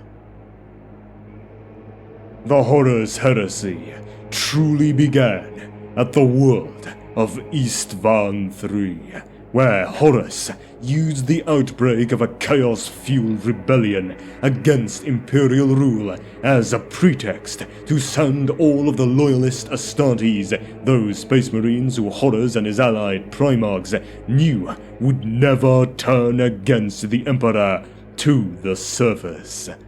Once the loyalists of 4 of the Space Marine legions allied to him were planet-side and engaged in combat, the orbiting Imperial fleet unleashed a devastating bombardment of virus bombs upon them, seeking to kill all of the loyalists as well as the entire planetary population in what is remembered as the Istvan III atrocity. But he miscalculated, for several of the loyalists learned of the plot and were able to warn their battle brothers on the surface before the deadly barrage began. Thousands of loyalist Astartes survived, forcing Horus and the traitors to launch a weeks-long campaign of grinding urban combat against their former allies. At the same time, another group of loyalists aboard the Death Guard Legion frigate Eisenstein managed to flee into the warp with news of the War Master's betrayal, intending to let the Emperor know of the treachery of his favorite son. After Horus finished off the loyalists on Istvan III with an orbital bombardment, once the skies over the target area had cleared enough to allow a precise orbital assault, he moved his forces to the neighboring world of Istvan V to await the Imperial retribution he knew would come. The Loyalists rightly believed they outnumbered Horus's 4 Space Marine legions, and so when the Emperor sent a force of 7 legions against him at Istvan V, they thought the War Master's rebellion would prove short-lived. But they had deeply underestimated the man the Emperor had chosen to take his place at the head of the Imperium's military machine. Of the 7 legiones Astartes sent against him at Istvan V in circa 6M31, Horus had already secretly gained the allegiance of 4, who abruptly turned on the 3 loyalist legions and destroyed them almost to an Astartes. In a single stroke, at the so-called Drop Site Massacre of Istvan V, he had nearly doubled his forces and weakened those of the loyalists to the point that he could now begin a drive on Terra itself. The terrible civil war that ensued as he drove towards the heart of the Imperium lasted for a further 7 stunted years, killed trillions of men and women across the galaxy, and culminated in 14M31 in a massive assault upon the Imperial Palace during the climactic siege of Terra. After 55 solar days of fighting, the war was ended by the Emperor of Mankind and Horus dueling in single combat aboard his flagship, the Gloriana-class battleship Vengeful Spirit, in orbit of Terra, before further loyalist reinforcements could reach the world and throw the traitor forces back from their prize. Although mortally wounded during the final battle with his once favored son, who had become immensely powerful and swollen with the energies of the warp as a result of the united favor of the Chaos Gods, the Emperor was able to strike down Horus using the full, gathered might of his awesome psychic powers. Despite his great sorrow and reluctance, He obliterated his son's soul from the warp, preventing him from being resurrected to serve the ruinous powers once more. Without their leader, the unity of the forces of chaos soon crumbled, and as loyalist reinforcements led by Man of the Ultramarines arrived in the Sol system, the traitor legions of the Dark Mechanicum and mortal allies retreated to the massive warp rift in the Segmentum Obscurus known as the Eye of Terror. At his own direction, the crippled body of the Emperor was installed into the cybernetic life support mechanisms of the psychic amplifier known as the Golden Throne. This allowed his mind to have an anchor in real space from which he could battle the influence of the Chaos Gods in the warp and continue to direct the Astronomicon that was the lifeblood of the Imperium's communications, commerce, and interstellar travel. In a postscript to the terrible traumas of the heresy, a battle between loyalists and traitors fought on the planet of Sothar, home to the ancient Necron warp beacon known as the Pharos, drew the attentions of the hive fleets of the Tyranids to the galaxy.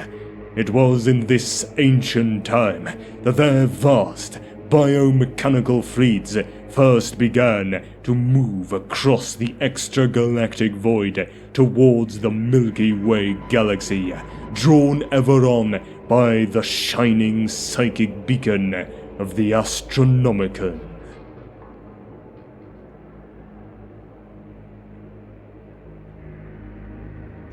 The Great Scouring. From about 14 to some unknown date in M31.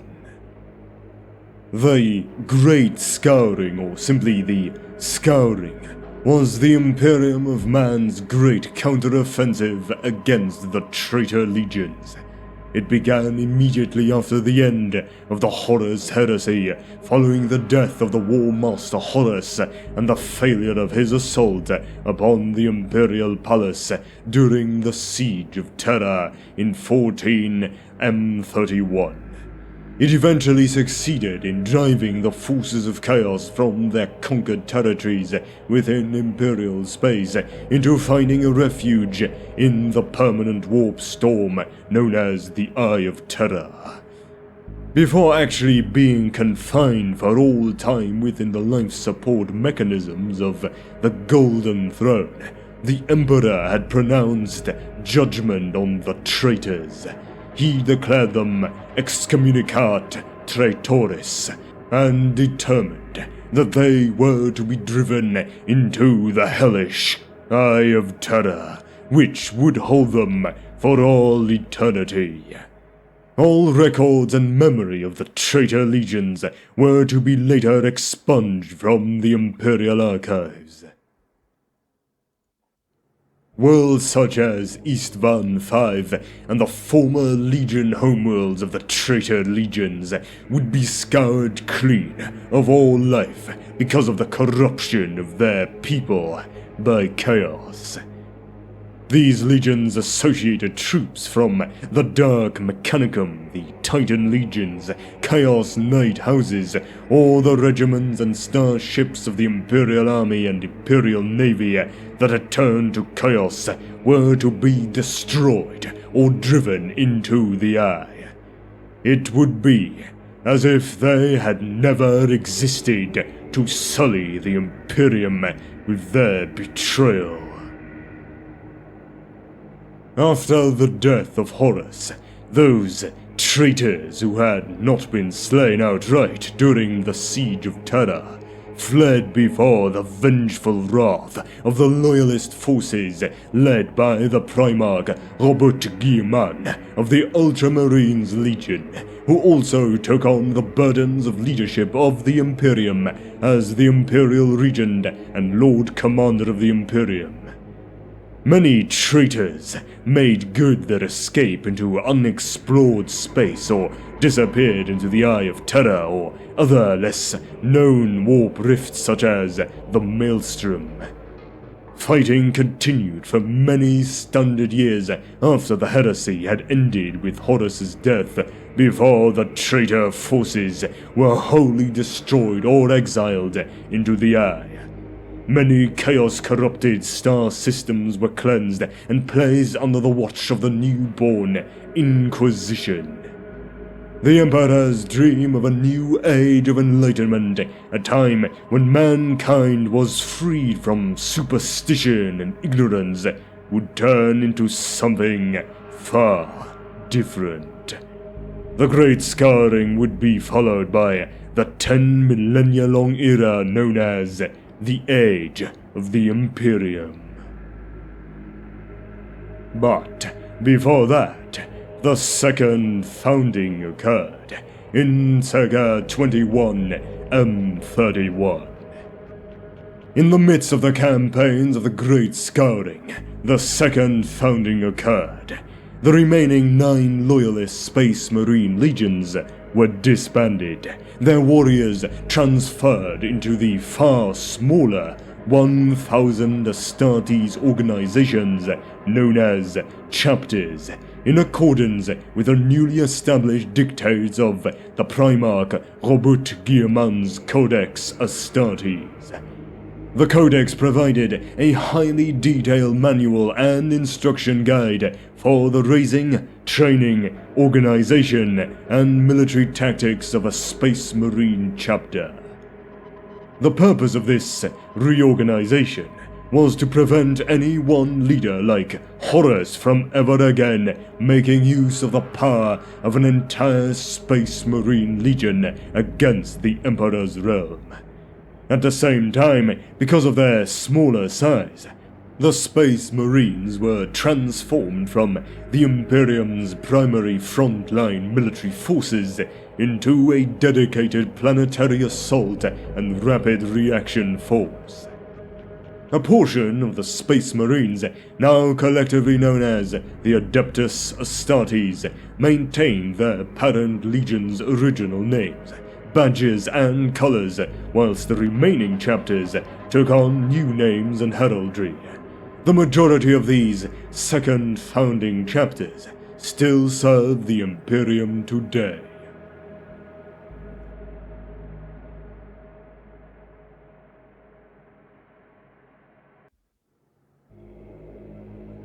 The Age of the Imperium. From M31 to the present.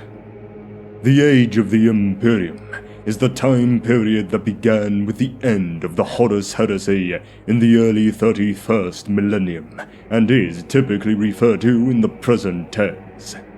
The approximate time period begins in 14M31 and continues forward to the present, with the last year represented in imperial records before the opening of the Great Rift being 999 M41.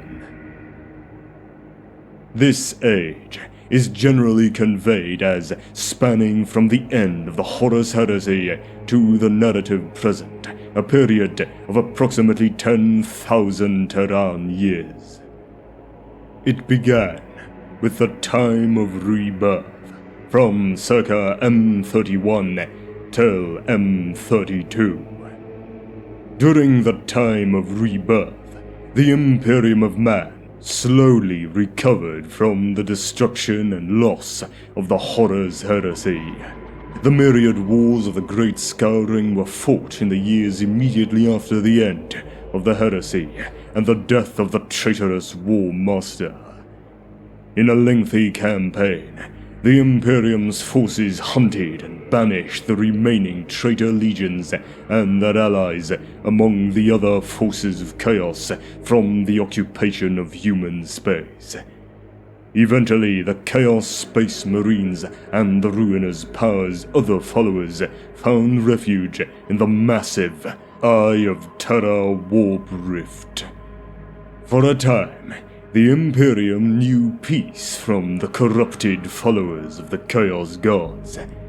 At the same time, many alien species that had been fought during the Great Crusade reappeared in human space to take advantage of the disruptions caused by the heresy and plague the vulnerable worlds of mankind.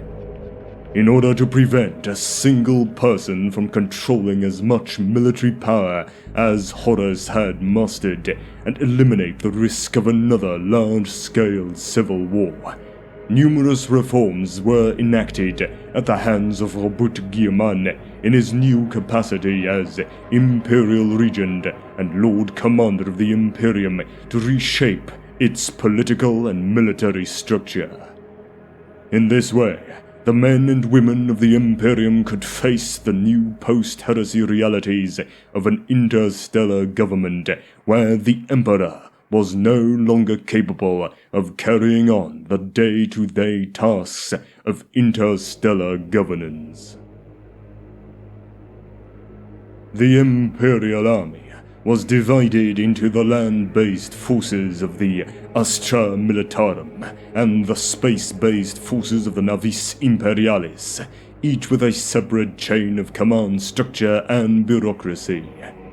The remaining 9 loyalist Space Marine legions adopted the Codex Astartes, written by Guillermin, and were split into the many smaller Space Marine chapters of the Second Founding, that were comprised of only 1,000 warriors each, along with their own supporting spacecraft and planetary fiefdoms. The era of imperial peace and reconstruction came to an end when the Orcs rampaged across the Imperium on a massive scale from 544 to 546 M32. The number of green-skinned attacks grew until it became the greatest Orc invasion that the galaxy had ever known, eclipsing even the Orc Warg defeated by the Emperor and Horus during the Ulanor Crusade, which had earned him the title of War Master. Nothing was safe from the Orcs' primal desire to conquer the galaxy, and their widespread advances were only halted when the Imperium resorted to the use of the most extreme measures, at great cost to the chapters of the Adeptus Astartes.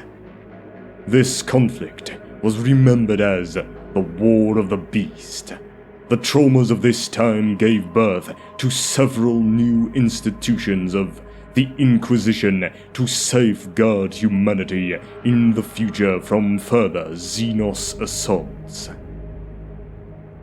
The Inquisition itself was reorganized in the aftermath of the War of the Beast into separate divisions or Ordos, including the Ordo Malleus, to carry on the Inquisition's original mandate to protect the Imperium from the machinations of chaos, and the new Ordo Xenos to defend humanity against assaults by aliens.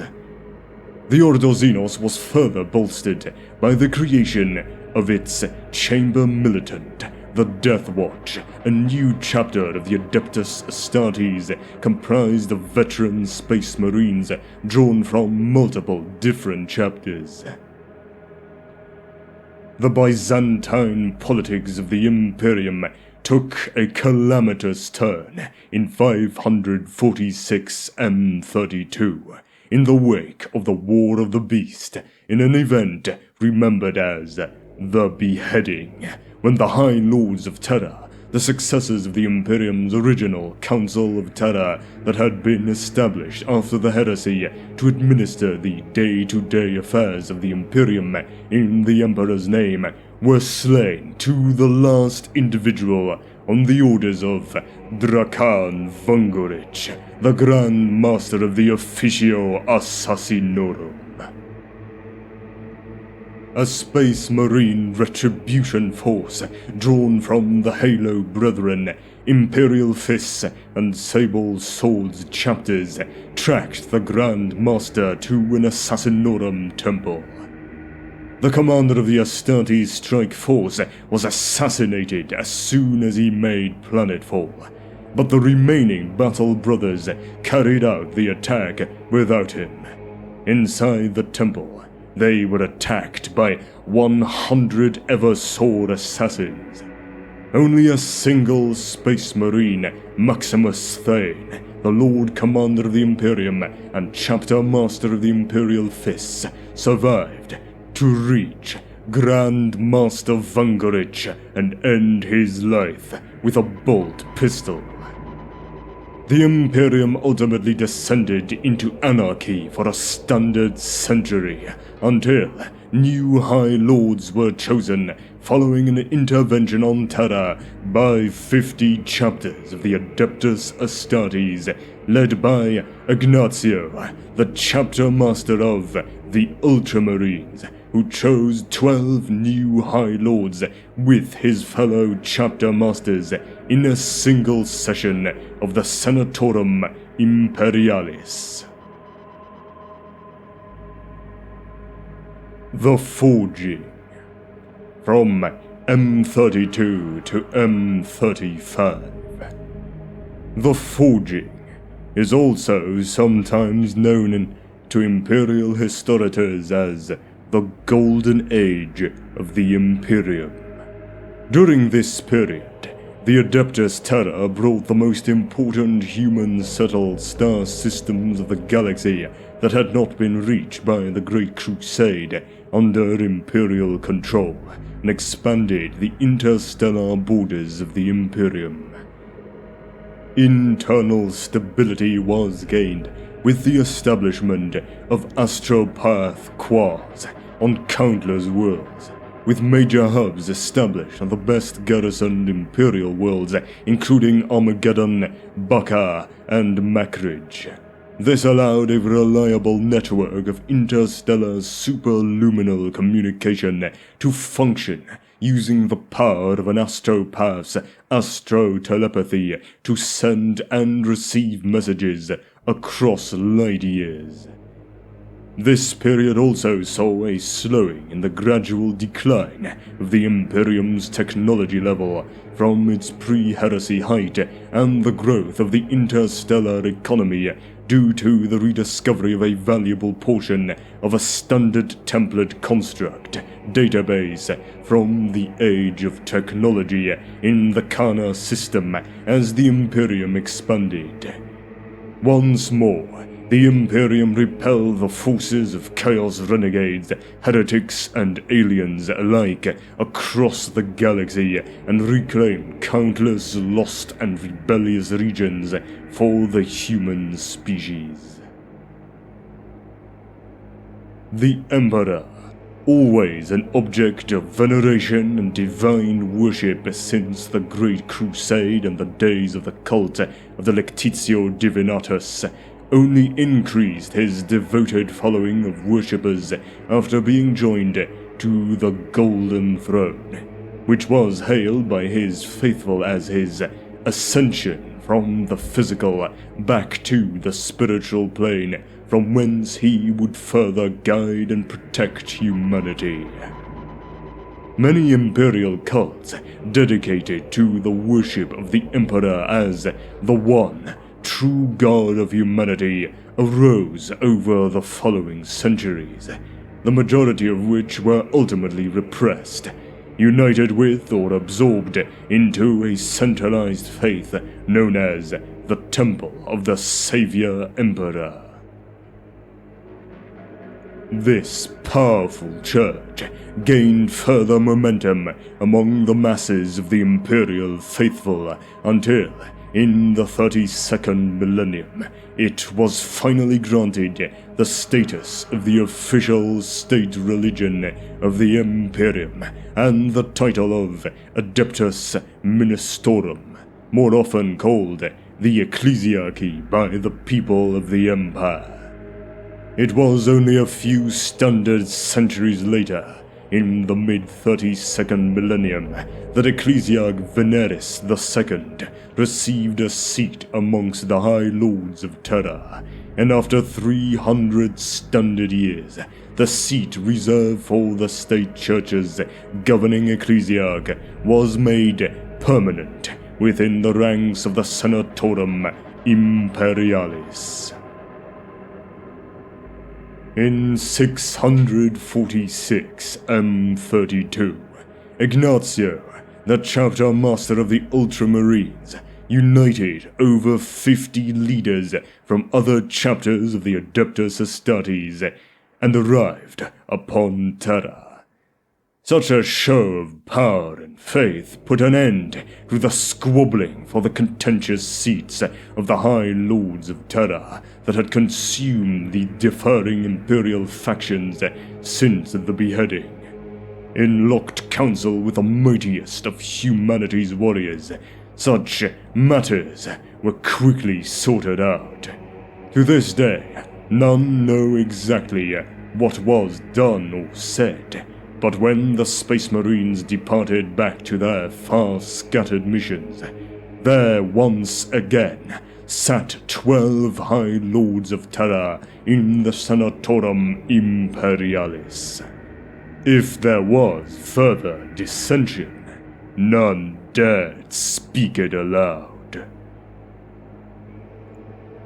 In 888 M32, the Imperium was consumed by the event known as the Astropath Wars.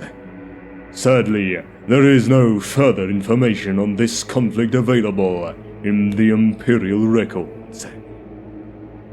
In 910 M32, the event known as the Firestorm unfolded, though again, there is no information available. Sometime during the 33rd millennium, the War of the Confessor unfolded when, in a particularly violent display, the Adeptus Monasterium exerted its newfound political strength. Many key shrine worlds were added to its holdings during this first of many wars of faith to come.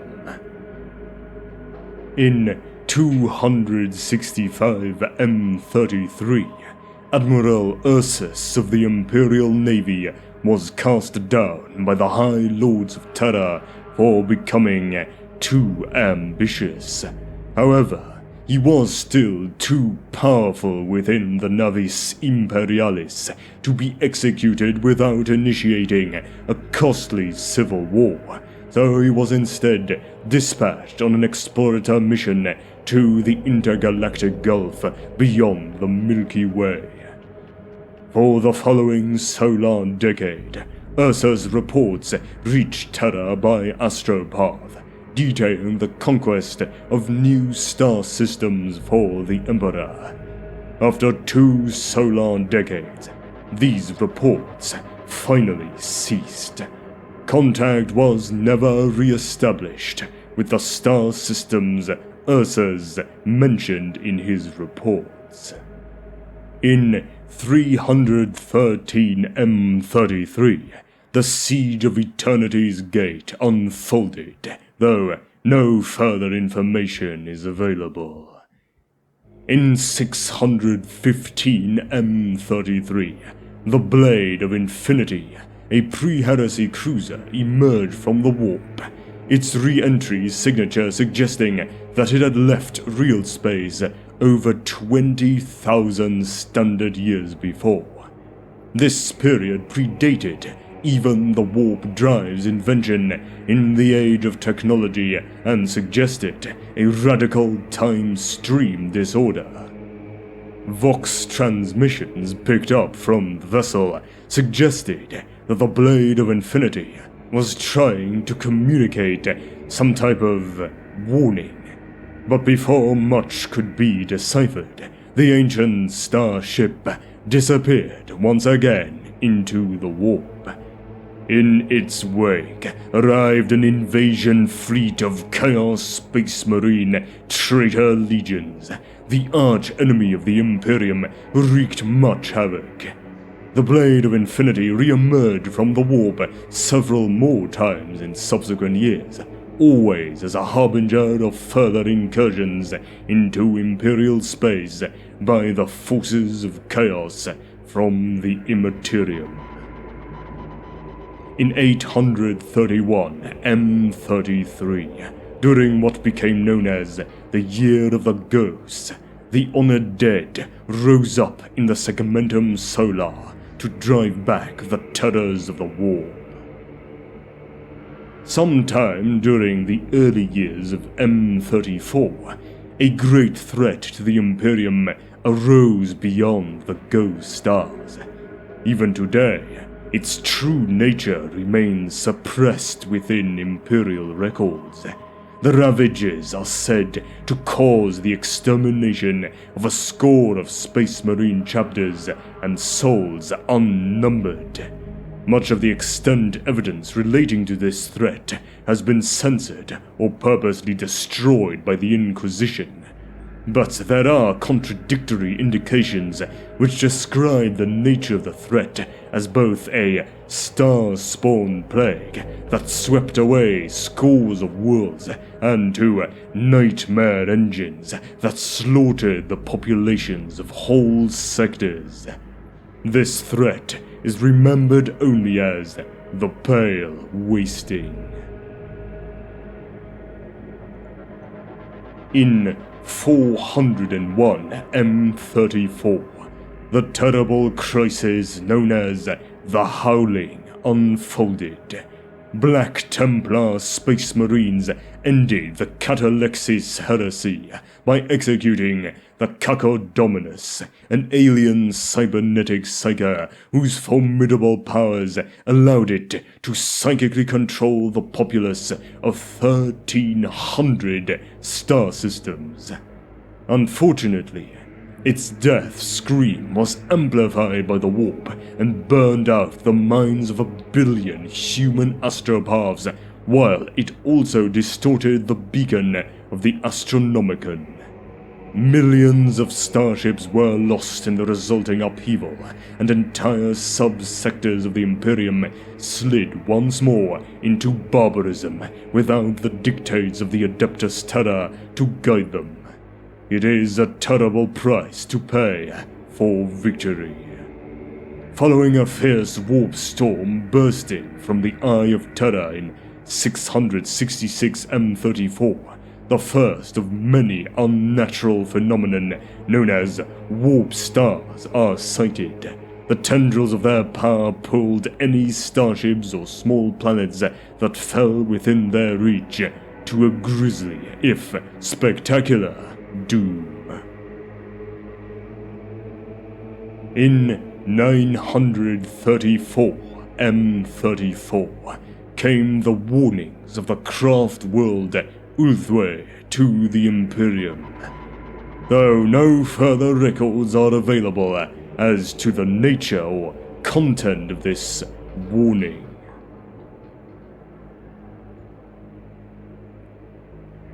Nova Terra Interregnum, from circa mid M34 to late M35. The Nova Terra Interregnum is also known as the time of the Twin Empires, and was a troubled period in Imperial history when the Imperium of Man fractured for a time into warring factions for over 900 standard years during the mid-34th through the late 35th millennium. During this period, the rebellious Council of Nova Terra dismissed the authority of the High Lords of Terra and claimed separate rule over the Imperium's Segmentum Pacificus. During the dark days of the Interregnum, division and civil war fractured the Imperium into a number of different warring factions. The Adeptus Mechanicus was also affected by division and internal warfare brought about by doctrinal differences and competing centers of power. One of the most discordant of these conflicts was the Moray Schism, which occurred sometime in the 35th millennium, a dogmatic battle between the Martian orthodoxy of the standard cult Mechanicus and a far more radical creed based upon the prophetic writings of a triad of tech mystics from the minor forge world of Moray. This schism was one of the most divisive and widespread doctrinal conflicts to afflict the Adeptus Mechanicus since the Horus Heresy. Moray itself was eventually reduced to a cinder by the Fabricator General of Mars's Rectification Fleet, but not before heretical writings from that world spread like wildfire throughout the priesthood of Mars, the Titan legions, and several Space Marine chapters with close ties to Mars, such as the Iron Hands. Over 2,000 Terran years of bloody strife passed before the baleful doctrine was finally considered purged from the Mechanicus and its allies. After almost a millennium of low-grade civil war and political maneuvering, the Cataclysm of Souls in 975 M35 reunited the Imperium. In that year, the ecclesiarchy tried to transform it into a formal theocracy, where political differences would be submerged by usurping the power of the rest of the High Lords of Terra. Their efforts ended only in stirring up massive religious civil wars against the Council of Nova Terra, who were denounced as heretics who stood in defiance of the will of the God Emperor when they rejected the ecclesiarchy's attempts to increase its power over the imperial state. This religious rebellion on many worlds of the Segmentum Pacificus ultimately overthrew the Council and restored the rule of the High Lords over the entirety of the Imperium's territory, though billions died in these religious wars, and the power of the ecclesiarchy was increased throughout the Imperium to a dangerous level as a result. In 980 M35, the galaxy suffered from the onslaught of the massive Harad Rising.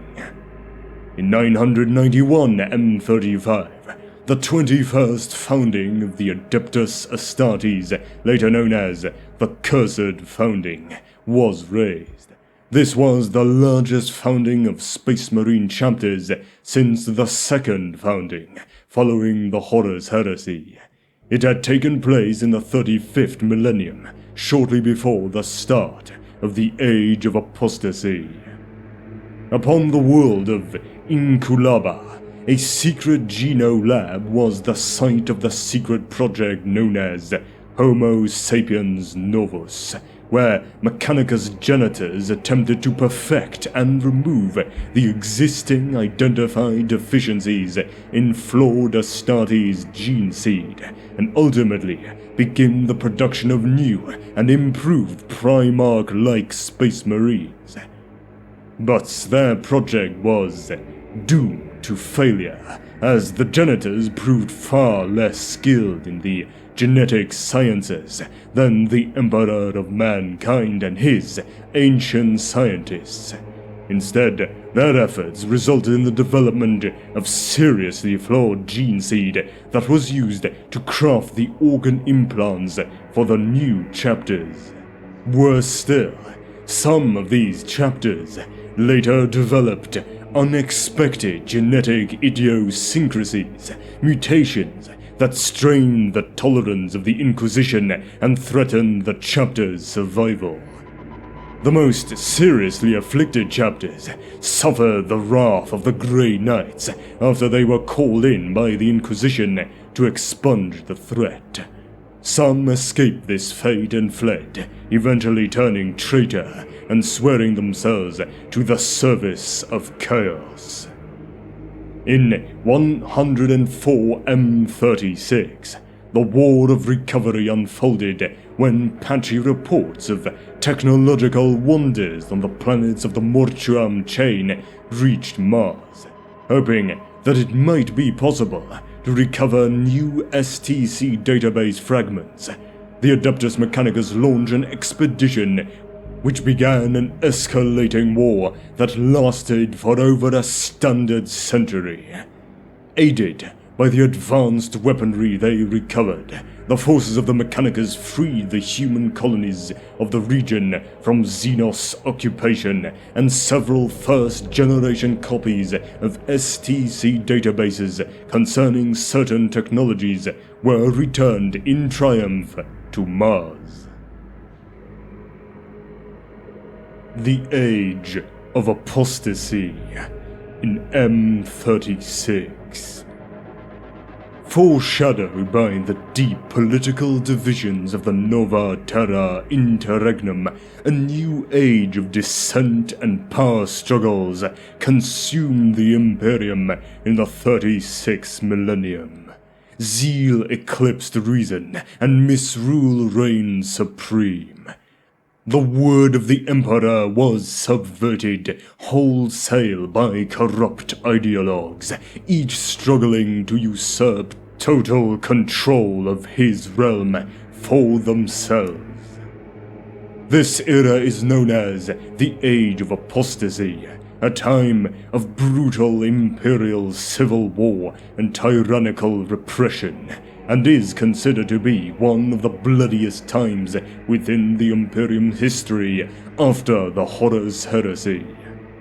Around 200 M36, this age is marked by the Reign of Blood, when the High Lord, Gorge Vanda, an insane tyrant, became both the Ecclesiarch of the Adeptus Ministorum and the Master of the Adeptus Administratum through bribery, blackmail, coercion, and murder. During Vanda's reign of blood, multiple wars of faith were fought as he attempted to gain full political control of the Imperium. The reign of blood lasted for 70 Terran years before a messenger delivered the news that heralded its end. A man named Sebastian Thor and his sect of the Imperial cult, the Confederation of Light, denounced High Lord Vanda as a traitor to the Emperor. The Confederation of Light was the rebirth of an ancient sect of the Imperial cult that had once stood as a rival to the Temple of the Savior Emperor that became the heart of the Adeptus Ministorum. Its doctrines were more moderate than those of the Temple of the Savior Emperor, and promoted a version of the Imperial faith that sought individual salvation through faith in the God Emperor and good works in his name, rather than the pursuit of political and material power which had come to define the doctrines of the Orthodox Ecclesiarchy. As an accomplished orator, Thor was able to sway billions to his cause, stirring up a galaxy-wide rebellion against Vanda's rule. Eventually, he was besieged on Terra by several Space Marine chapters and Astra Militarum regiments. The Space Marines fleet unleashed a massive orbital bombardment which caught most of the traitors in the open.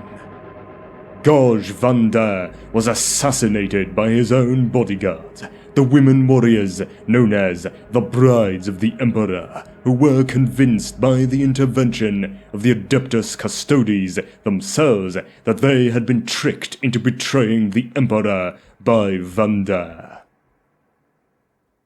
In the aftermath of the Reign of Blood, Sebastian Thor became the new ecclesiarch, and the ecclesiarchy was reformed along the lines of the theology of the Confederation of Light. The Imperium State Church now promised to pursue a more spiritual rather than secular agenda, and maintain a balanced political course in which it shared power with the Adeptus Terra rather than seeking to dominate all within the Emperor's realm. Some resistance among believers in the old temple of the Savior Emperor, Orthodoxy, remained, and these individuals went on to form a hidden resistance to the reformed imperial creed known as the Temple Tendency. The brides of the Emperor were transformed into the Sisterhood of the Adepta Sororitas, and its orders militant, the Sisters of Battle, became the armed forces of the ecclesiarchy and the chamber militant of the Inquisition's new-formed Ordo Hereticus. The Ordo Hereticus was intended to root out the internal enemies of the Imperium, watch over the ecclesiarchy, and prevent the emergence of another Gauge Vanda, who sought to serve his own selfish ends rather than the will of the Emperor. The event known as the Plague of Unbelief in 310 M36 is also considered part of the Age of Apostasy of the 36th millennium, although it occurred several solar decades after High Lord Gauge Vanda's death and Sebastian Thor's ascension to the position of ecclesiarch. Many false prophets appeared throughout the anarchic age of apostasy, some little more than madmen leading rebel armies, others spiritual demagogues who commanded entire worlds and sector-spanning armies.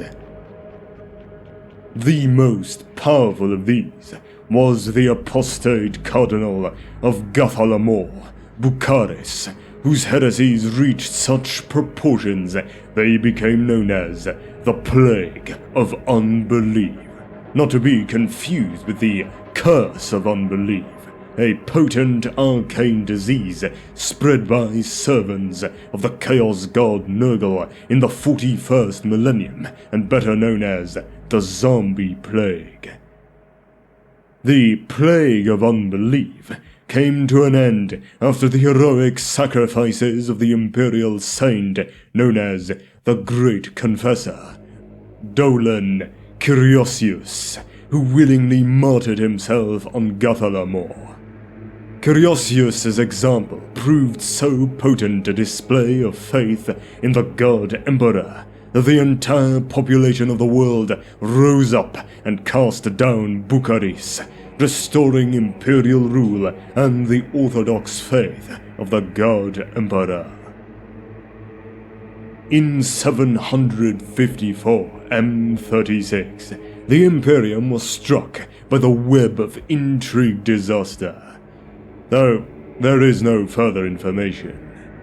In 989 M36, as the Eye of Terror and other warp rifts visibly expanded, the tech priests servicing the Golden Throne demanded an increase in the number of psychers needed to fuel the Emperor's growing appetite to successfully power the Astronomicon. The Black Ships increased their number and frequency of their voyages to collect their types of psychers from across the Imperium. According to some records, from this time onwards, 4 times the number of psychers are sacrificed daily to maintain optimal levels of power to the Golden Throne. The Age of Redemption in circa M37. The Age of Redemption marked the era when the Imperium recovered from the sins of apostasy in a reign of blood and tears. The imperial cult grew in zeal as never before. Heretic pyres burned night and day on 1,000 imperial worlds as its people sought to mortify their sins against the God Emperor through the scourging of the flesh of others. Imperial crusade after imperial crusade was launched by the Space Marines and other imperial military forces to recapture its wealth and push back the hordes of chaos, orcs, and other alien threats to humanity. This religious fervor eventually peaked in an orgy of fanatical devotion to crusading in the Emperor's name, and thousands of worlds were left with inadequate defenses as sector fleets of the Navis Imperialis, Adeptus Astartes chapters, and Astra Militarum regiments were drawn into longer and more terrible redemption crusades spurred on by this religious fanaticism. In 10M37, the wrath of the Chaos Sun fell upon the Imperium when the red giant star at the heart of the Maxill Beta system exploded in an expanding cloud of warp flame. The inhabitants of every world for hundreds of light years were either mutated beyond recognition or possessed by the denizens of the warp. In response, the High Lords of Terra ordered the mobilization of whatever Imperial forces were close at hand. So it is that the Grey Knights were joined by a dozen other chapters, countless Astra Militarum regiments, and the nascent orders militant of the Adepta Sororitas. The resulting battle did much to heal the remaining wounds that had been opened by Gauge Van Dyer's treachery. In 20M37, the High Lords of Terra, in their mercy, began a systematic and deadly purge within the ranks of the Adeptus Terra and on many worlds across the galaxy to ensure that such a corruption of faith as occurred during the Reign of Blood could never happen again. This became known as the Great Call. Among the most devastating of the conflicts unleashed during the Age of Redemption were the Abyssal Crusade and the Ecclusiad War. The Abyssal Crusade of 321M37 began when Saint Basilius found 30 Space Marine chapters wanting in their devotion to the Emperor. The guilty embarked upon a crusade into the Eye of Terror to earn their salvation and purge those human-settled worlds stolen from mankind by the birth of the Dark Prince of Pleasure, Slanesh. The Ecclusiad of 555M37 started when the northwestern fringe of the galaxy was ravaged by the heretics known as the Apostles of the Blind King, rogue tech priests who viewed the existence of humanity as an utter affront to the machine god. The Apostles had uncovered wondrous artifacts from the age of technology that made possible the transformation of ordinary stars into supernovae. The constellations of the galaxy were changed forever when they purged the outer segmentum obscurus of human life using these weapons. War raged for a solar decade until the navigator Joir Macron discovered the palace warship of the Blind King hidden in a fold of the warp. Escaping with this crucial intelligence, Macron guided the Imperial Navy's Emperor-class battleship Dominus Astra to the palace's location. The blind king was killed, and the genocide ended when the ship's lance batteries pierced the palace warship's hull.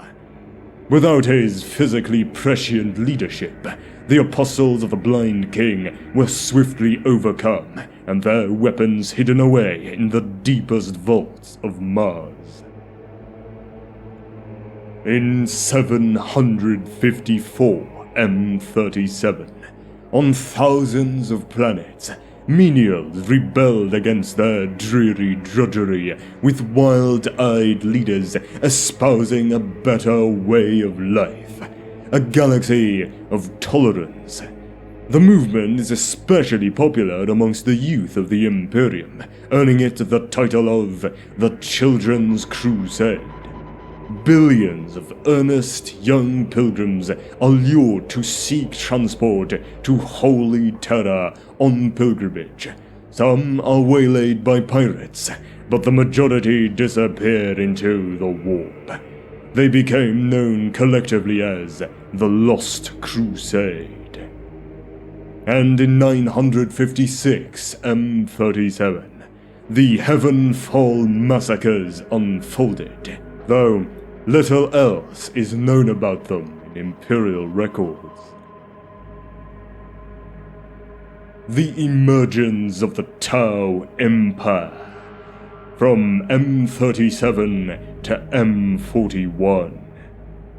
In the late 37th millennium, the humanoid Tau race, located on the arid world of Tau in the Ultima Segmentum, was united under the collectivist ideology of the greater good and underwent rapid technological development and a large expansion outwards into interstellar space, where they established a new interstellar empire and settled many worlds in the eastern fringes of the Milky Way galaxy.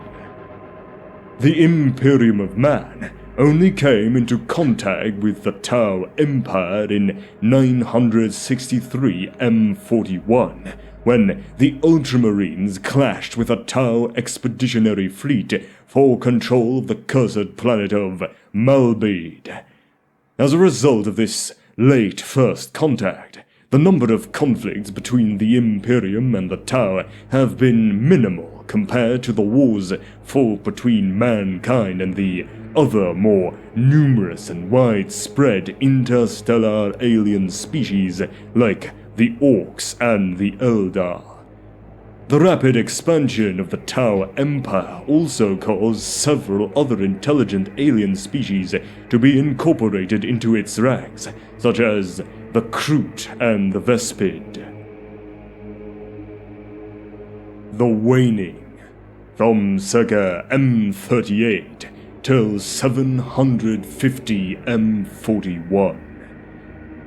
With the Imperium's military forces in every branch utterly exhausted by the Redemption Crusades, star system after star system fell to orc invasion, chaos insurgents, or sheer rebellion.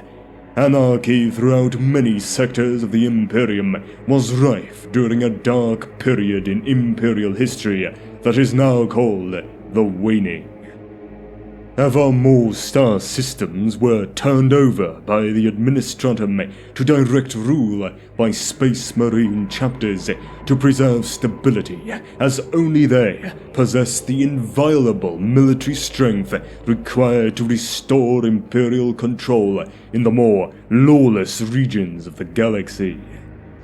Having purged more than 400 worlds within the Eye of Terror, the survivors of the Abyssal Crusade returned to Imperial space in 112 M38, without pausing to claim the honors due for such a successful and protracted crusade.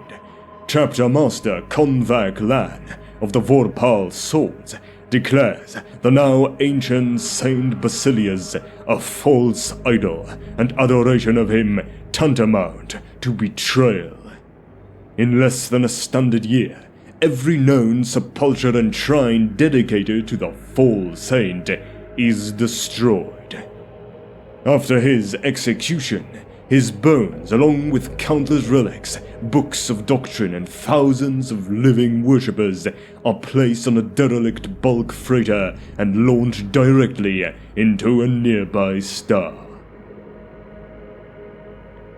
During the grim harvest in 666 M38, a great armada of misshapen space hulks drifts out of the warp near Terra.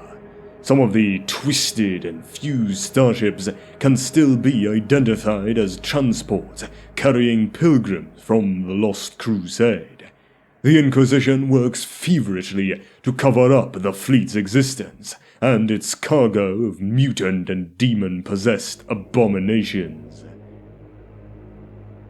In 1M39, the conflict of Helika unfolded.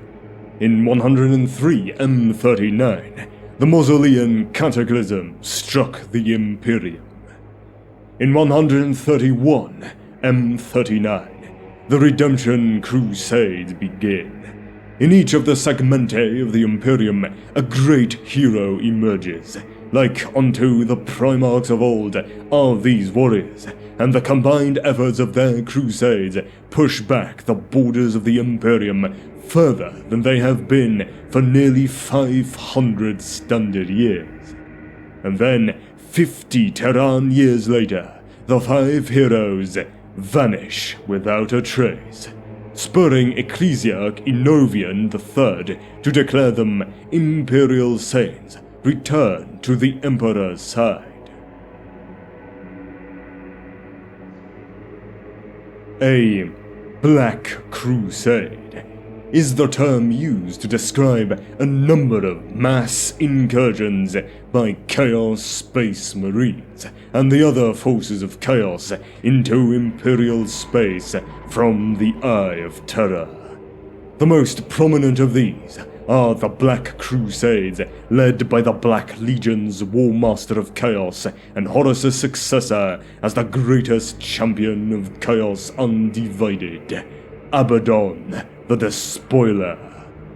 In 139 M41, the 12th Black Crusade, better known as the Gothic War, was a vast campaign launched by Abaddon that engulfed the Gothic sector of the Segmentum Obscurus after that sector was cut off from Imperial reinforcements and communications by a series of massive warp storms produced by the will of the ruinous powers.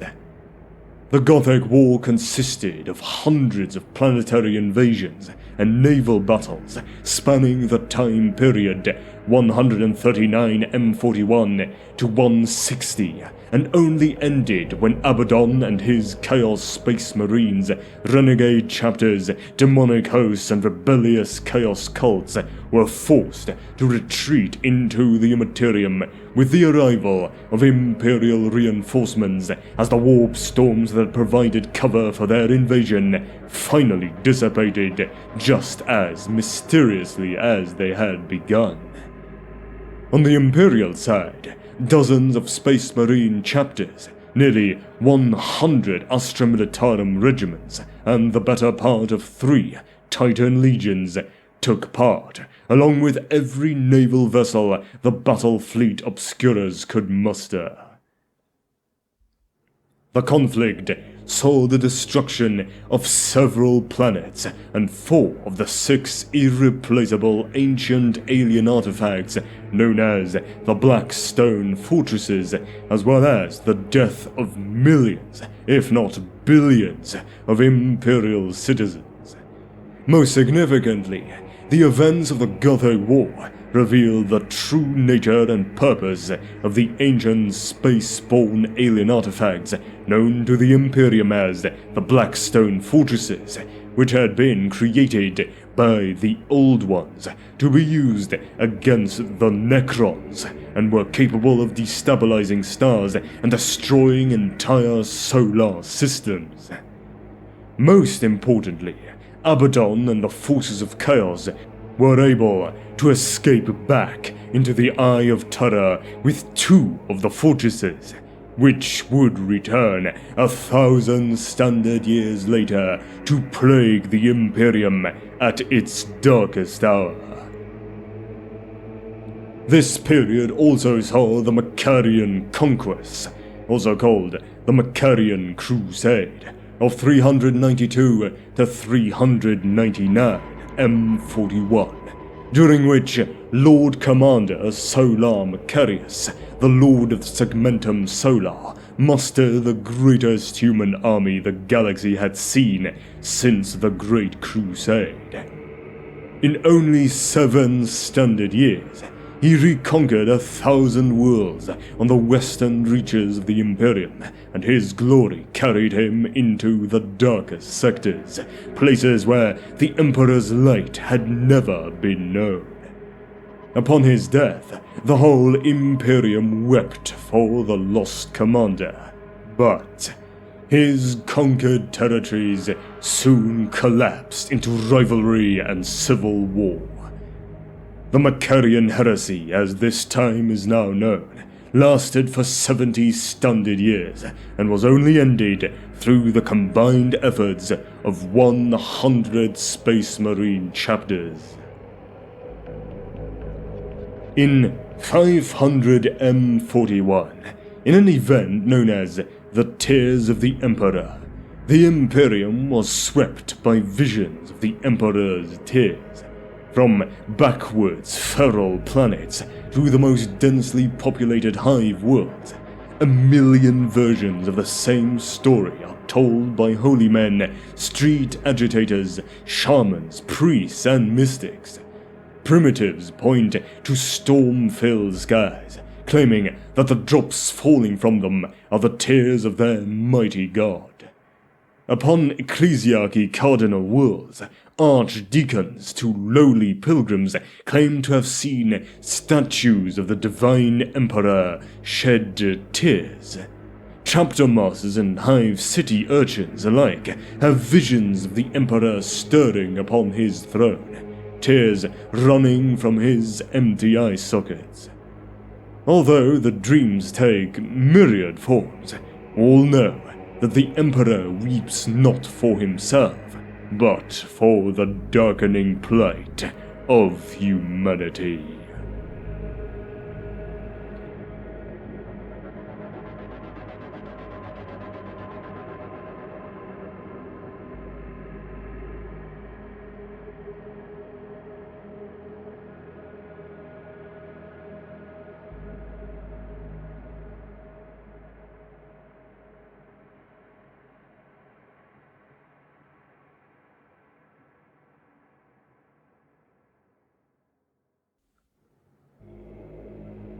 The Great Awakening in M41.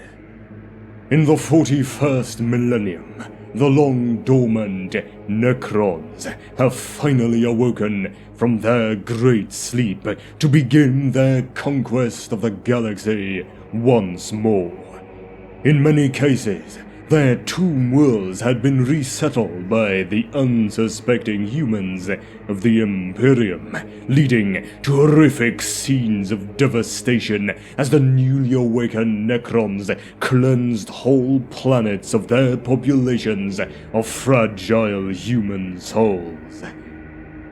The reason for the Necrons' awakening from in the 41st millennium is debated amongst the Magi of the Adeptus Mechanicus. Possible catalysts include the approach of the Tyranid hive mind's shadow in the warp, or an Adeptus Mechanicus explorator fleet that disturbed one of the Necron tomb worlds, though the major contact between the Imperium and them came in 963 M41 during the conflict between the Ultramarines chapter and the Tau over control of what turned out to be the tomb world of Malbede. In that instance, The Ultramarines chapter master Manius Kalgar ordered the use of an exterminatus against Malbede after allowing the Tau forces to get off planet to eliminate the much greater Necron threat. But they soon began awakening on their tomb worlds all across the galaxy after this event. Regardless of the reason for their awakening, the Necrons proceeded to reap havoc amongst all the peoples of the galaxy. None can say for sure how many tomb worlds entered the Great Sleep some 60 million standard years ago. But it is certain that a great many did not survive into the 41st millennium. Technologically advanced though they were, to attempt a stasis sleep of such a scale was a great risk, even for them. For 60 million Terran years they slept, voicelessly waiting for their chance to complete the Silent King's final order, to restore their dynasties to their former glory. As the centuries passed, ever more tomb worlds fell prey to malfunction or ill fortune. For many, the results were minor, such as a disruption to the operation of the tomb world's chronostat or revivification chambers, causing the inhabitants to awaken later than intended. But some of the tomb worlds suffered more calamitous events. Cascade failures of stasis scripts destroyed millions, if not billions, of dormant Necrons. Some tomb worlds were destroyed by the retribution of marauding Eldari, their defense systems overmatched by these ancient enemies. Other worlds fell victim to the uncaring evolution of the galaxy itself. Tectonically unstable planets crushed their strongholds, slumbering at their hearts. Stars went supernova, consuming orbiting worlds in their death throes. And everywhere, inquisitive life forms scrabbled and fought over the bones of Necron territories, causing more damage in their unthinking search for knowledge than the vengeful Eldari ever could. The Great Awakening has been far from precise, and the Necrons have not arisen as one people, but in fitful starts over scattered millennia, like some gestalt sleeper rising from a troubled dream. Errors in circuitry and protocols ensured that a revivification destined to take place in the early years of the 41st millennium of the original imperial calendar actually began far earlier in a few cases, or has yet to occur at all in others. The very first tomb worlds revived to see the great crusade of the Emperor of Mankind sweep across the galaxy in the late 30th millennium.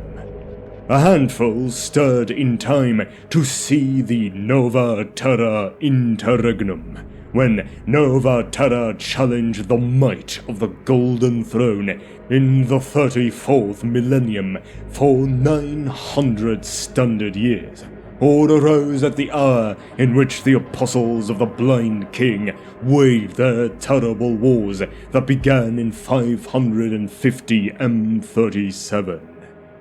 Some have still never awoken, even now, in the era Indomitus. Billions of Necrons still slumber in their stasis tombs, silently awaiting the clarion call of destiny. It is rare for a tomb world to awaken to full function swiftly, with but the slightest flaw in the revivification cycle. The engrammatic pathways of a Necron sleeper scatter and degrade. In most cases, these coalesce over time to restore identity and purpose, but it is a process that can take solar decades, or even standard centuries, and cannot be hurried. Sometimes recovery never occurs, and the sleeper is doomed forever to a mindless state. There are thousands of worlds scattered throughout the galaxy whose halls are thronged with shambling automatons. Necrons whose minds fled during the long hibernation, and whose bodies have been co-opted by their world's master autonomic program in an attempt to bring some form of order to their existence. Others refer to such places as the Severed Worlds, and they loathe and fear their inhabitants in equal measure. None of this is to say that even an individual lucky enough to achieve a flawless revivification awakens alert and aware. One of the hidden tyrannies of Necron biotransference was how it entrenched the gulf between the rulers and the ruled, for there were not enough resources to provide all Necronte with living metal bodies that possessed the density of engrammatic pathways required to retain the full gamut of personality and awareness. Thus, as was ever the case, the very finest necrodermis bodies went to those individuals of the highest rank within Necrontier society, the Pharaons and Overlords, their Cryptex and Nemesols. For the professional soldiery, the merely adequate was deemed appropriate. As for the commoners, they received that which remained, comparatively crude mechanical bodies that were little more than lobotomized prisons for their minds. Numb to all joy and experience, they are bound solely to the will of their betters, their function meaningless without constant direction. Yet even here, a tiny spark of self-awareness remains, enough only to torment the afflicted Necron with memories and echoes of the past it once knew. For these tortured creatures, death would be far preferable. But alas, they no longer have the wit to realize it, or the autonomy to search it out. A tomb world is at its most vulnerable during the revivification process. The colossal amounts of energy generated are detectable across great distances, and are an irresistible lure to the inquisitive and acquisitive alike. In these early stages, it is unlikely that the army of a tomb world proper will have awoken to full function, so defense lies in the hands of the Necron's robotic servitor constructs, the Canoptech spiders, scarabs, and wraiths. Initially, these defenders will be directed by the world's autonomic master program, whose complex algorithmic decision matrix allows it to calculate an efficient response to any perceived threat. As the threat level rises, so too does the intensity of the master program's countermeasures, prioritizing the activation of the tomb world's automated defenses and the revivification of its armies according to the needs of the situation at hand.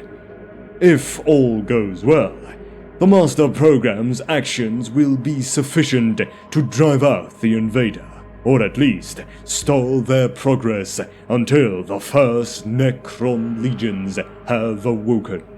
at which point the master program surrenders command of the facility to the world's Necron nobility. Now, when a large population centered of a younger species of the galaxy has evolved or expanded across the stars close to a tomb world, the encoded programming delves deep into its data archives and armories in order to conduct an aggressive defense. Such tomb worlds are the ones that have expanded their spheres of influence most rapidly, for its rulers have awakened to find their full military might already mobilized and awaiting their commands. Indeed, the speed with which many of these worlds of the Sautek dynasty have recovered lost territory is chiefly attributable to the ultimately doomed wave of Illumithai colonies established on their core worlds during the late 39th millennium. To external observers, the behavior of awoken worlds must seem eclectic almost to the point of randomness. Some Necron lords send diplomatic emissaries to other worlds, negotiating for the return of lost territories and technological artifacts, or cast off into the stars, searching for distant tomb worlds not yet awoken. Others focus attention inwards, avoiding unnecessary conflict with alien races to pursue internal politics or oversee the rebuilding of their planet to the glory of 60 million years past. The vast majority of them take a more aggressive tack, launching resource raids, planetary invasions, or the full-blown genocidal purges the Necrons' former Catan masters once called Red Harvest. Yet even here, it is impossible to predict the precise form these deeds will take. Sometimes the Necrons attack in the full panoply and spectacle of honorable war, rigorously applying their ancient codes of battle. At others, every possible underhanded tactic is employed, from piracy and deception to assassination and subordination. On other occasions, the campaign is less a martial action than a systematic extermination, the swatting of lesser lifeforms as they themselves would swat insects. All of these acts, diverse though they are in scope and method, are directed towards a single, common goal: the restoration of the Necron dynasties to rule over the galaxy. And yet, with the Triarch long gone, and huge numbers of tomb worlds lying desolate or still dormant, there can be no galaxy-wide coordination, no grand strategy that will bring about Necron ascendancy. Instead, each world's ruler must fend for themselves, pursuing whatever course they deem most suited to the circumstances. For some, this is the domination of nearby threats and the sowing of terror on alien worlds. For others, it might be the recovery of cultural treasures of the lost Necrontier Empire, the stockpiling of raw strategic materials for campaigns yet to come, or even the search for an organic species whose bodies might prove to be suitable vessels for their minds, thus finally ending the curse of biotransference. Indeed, this last one matters. The apotheosis from undying machine back to living being is the key motivating factor for many Necron nobles and royals, for its possibility weighed heavily on the Silent King's mind at the moment of his final command. Well, all this is further complicated by the fact that the departure of the Silent King and the dissolution of the Necrontier Empire's Triarch left no clear succession. As a result, the rulers of many tomb worlds see an opportunity not only to restore the dynasties of old, but also to improve their standing within the galaxy-wide Necron political hierarchy. The motives of the nobles and royals are often muddied by the pursuit of personal power, making accurate divination of an individual's intentions, and therefore of the campaigns conducted by their undying legions, nigh impossible. Having slumbered in dusty stasis crypts scattered across the galaxy, they have been slowly awakening, one tomb world at a time, for several millennia. The process is far from stable, however, for the legions have lain immobile and undreaming for 60 million standard years. It is a staggering feat of science that any tomb worlds have survived at all, and many have fallen prey to corruption in their arcane systems, planetary upheaval, and the actions of other species, most of them in ignorance, but a few very deliberate indeed. Throughout the long eons of slumber, the world's autonomic systems have worked tirelessly to maintain these vast structures and to defend them against the intrusions of the lesser species of the galaxy. It is not known to the Imperium exactly when the first tomb world initiated its revivification protocols, and it is quite possible that some did so in error well before the ordained time. Only now, as more and more awaken, is a pattern becoming visible to those whose mission it is to stand watch upon the trackless reaches of the galaxy and beyond, piecing together scattered accounts of skull-faced Reaper machines rising from the dust of dead worlds the length and breadth of the galaxy.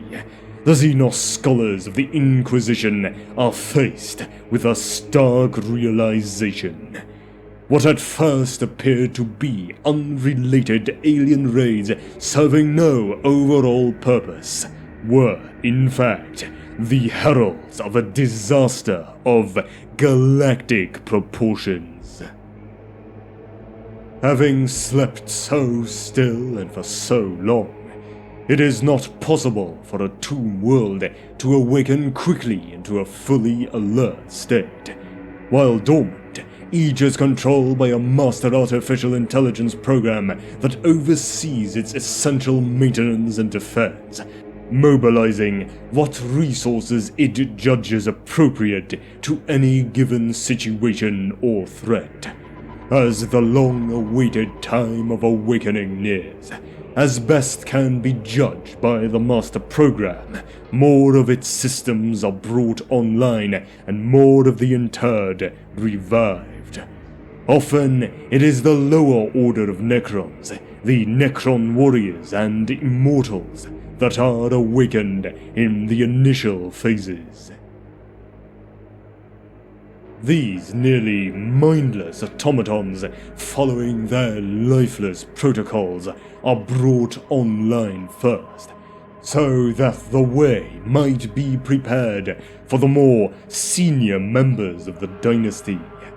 As each tier in the Necron dynasty's hierarchy is revived, each more intelligent and bearing more individuality than the last, the whole process gradually begins to appear more like the workings of an ancient civilization, and less like that of some great machine. At the allotted time, a Necron overlord is awakened, and upon his full revival, the Master Program cedes power to its creators. From that point onward, a truly ancient mind leads the Tomb World, and what happens next depends entirely upon their character and ambition.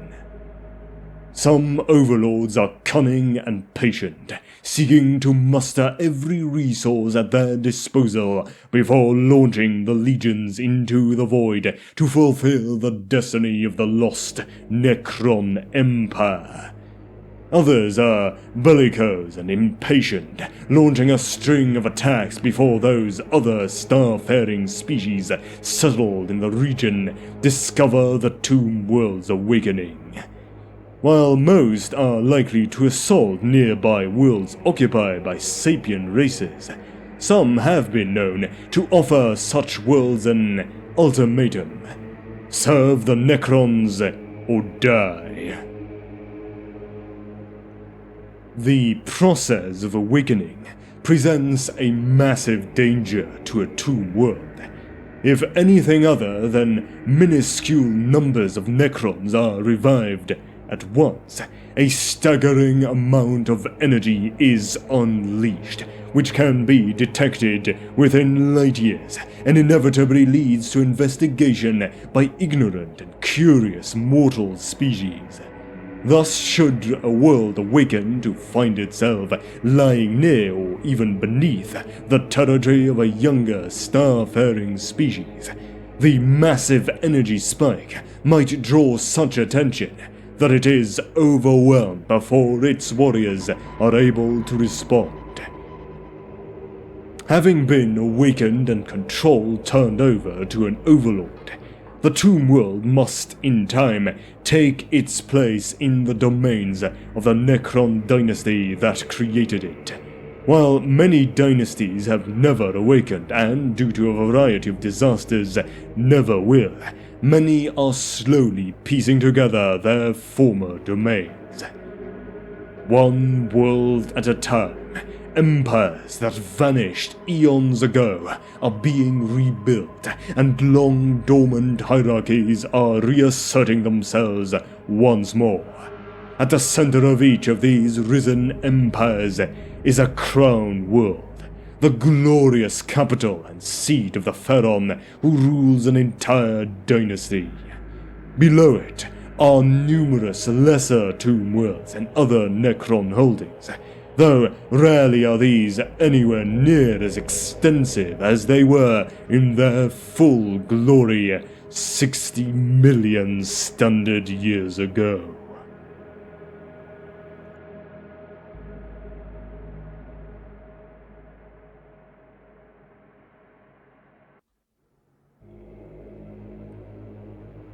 The Tyrannic Wars, from 745 M41 to 999 M41.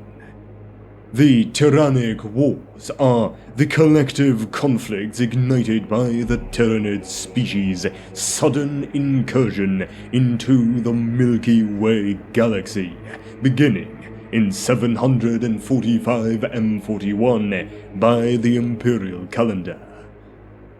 It all started with a high fleet behemoth. The first recorded encounter with the Tyranids occurred in the eastern fringe of the galaxy and was documented in reports from the planet Tyran. An Adeptus Mechanicus Explorator research station identified a collection of worlds in the area that had been stripped bare of their biomass and atmosphere. The station was subsequently attacked and consumed. A standard year later, an Imperial Inquisitor named Fidus Cryptman, who received information regarding the attack, arrived on Tyran to investigate. After searching the planet, he chanced upon a data codex hidden deep within the planet's crust, which contained information about the invaders. The information collected by the explorators on Tiran allowed him to identify the pattern of attacks and predict the course of the Hive fleet. However, these predictions came too late. Several more civilizations were wiped out, largely because astropaths could not send psychic requests for help because of a phenomenon known as the shadow in the warp.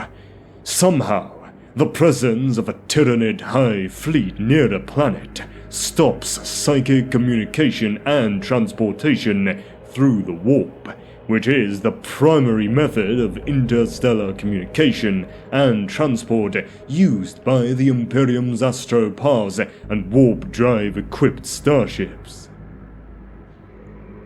The Tyranny Force, dubbed Hive Fleet Behemoth in a rare moment of literary imagination at Imperial Command, cut a swath through the realm of Ultramar, the interstellar domain of the Ultramarines chapter of the Adeptus Astartes. Undeterred by the Space Marines chapter fleet, the behemoth reduced Prandium, the garden world once known as the Jewel of Ultramar, to bare rock. Eventually, Chapter Master Manius Kalgar mustered his entire force for a last-ditch defense of the Ultramarines' homeworld of Makridge. Here, during the Battle of Makridge, the Hive fleet was completely destroyed with the aid of the Imperial Navy's entire battle fleet Baka and the sacrifice of the Emperor-class battleship Dominus Astra. However, the Ultramarines suffered heavy losses, losing their entire veteran 1st Company in a last stand at the world's northern polar fortress. The Hive Fleet Kraken in 993 M41. The second wave of Tyranids to assault the Imperium was designated Hive Fleet Kraken.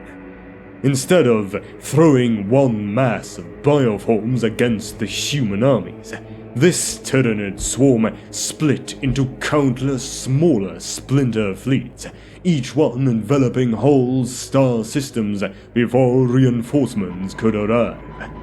The Kraken was finally brought to battle on a grand scale at Ikar 4 in Imperial Hive World in 993. The brunt of this attack was borne by the skiffs of the Emperor and Lamenter's chapters of the Space Marines and the Asuriani craft world Yundan, all of whom suffered very heavy losses. According to Lieutenant Cage of the Last Chance's Penal Regiment, the Astra Militarum lost over 1 million men at Ikar 4. Though this may serve simply to illustrate in a very broad sense the scale of the combat against the Kraken, as, numerically speaking, 1 million soldiers is not a great burden for an entire Hive world to expend in its defense, since it is home to billions of people. The Kraken was not fully destroyed after the engagements at Ikar 4 and Yundan, and split into several smaller splinter fleets which have continued to represent major threats to the Imperium as they spread and grow like a Xenos cancer upon the galaxy. To add to that, there was little respite for the Imperium after the Kraken's near destruction, as a new and even larger Hive fleet invaded the galaxy. Hive Fleet Leviathan in 997 M41. The third, and by far the largest wave of Tyranid attacks, Hive Fleet Leviathan appeared from below the galactic plane and attacked from 2 points in 997, cutting off large portions of the galaxy from Imperial reinforcements. In order to buy time, the Imperial forces under the command of Inquisitor Fidus Cryptman of the Ordo Xenos attempted to redirect the attacks of the Hive Fleet towards the Orc-held worlds of the Orc Empire of Octarius in the Octarius sector. While the plan proved a success, the Tyranids have since been steadily working their way through Orc space in what became known as the Octarius War, suffering massive losses, assimilating everything that stood before them. The Imperium bought itself a few solar decades to prepare for the next attack, but there was no telling how the Tyranids might further evolve thanks to the newly harvested Orcoid DNA. Hive Fleet Leviathan also attacked around the same time as Hive Fleet Kraken, making both Hive Fleets difficult to deal with for the Imperium, as the elements of one or the other would provoke some sort of uprising by the Gene Stealer cults or invade Imperial worlds outright in the Great Devourer's eternal quest for more biomass to enhance its Hive Fleet's reproduction rates. To date, Behemoth is the only Tyranid Hive Fleet that did not divide its mass into different tendrils comprised of splinter fleets that attacked Imperial space from several different locations at once, and it suffered the consequences of being less strategically minded than its successors. Yet the Tyranids' goal remains clear. An analysis of their fleet movements through the galaxy has determined that they are being drawn by the potent psychic beacon of the Astronomicon towards one destination: Holy Terra. The 13th Black Crusade in 995-999 M41. The 13th Black Crusade is the most recent and the greatest of the incursions launched against the Imperium by Abaddon, the Despoiler, and was the greatest conflict fought between the forces of Chaos and the Imperium of Man since the Horus Heresy. Under the command of the War Master of Chaos, the traitor legions poured out from the Eye of Terror, emptying 100 demon worlds and bursting into real space in hitherto unforeseen numbers. The armies of Chaos started at the Cadian Gate in a great push towards Terra. The goal of the Chaos forces was the fortress world of Cadia, the capture of which was the ultimate goal of the forces of Chaos, since it would allow them to create a forward base for a new drive upon Terra to topple the Emperor from the Golden Throne and end their long war. Rumors persisted that the demon Primarchs rode at the head of the armies of the traitor legions, returned to the mortal realm to usher in the end times. Imperial forces counterattacked, but there was no end to the forces of the Dark Gods. Despite the best efforts of the Imperium's staunchest defenders, including the Black Templars, Imperial Fists, Dark Angels, and Space Wolves, Cadia, linchpin of the defenses surrounding the Cadian Gate, eventually fell to chaos after Abaddon himself arrived with an even larger force of the Black Fleet following Cadia's successful defense of the first Chaos incursion.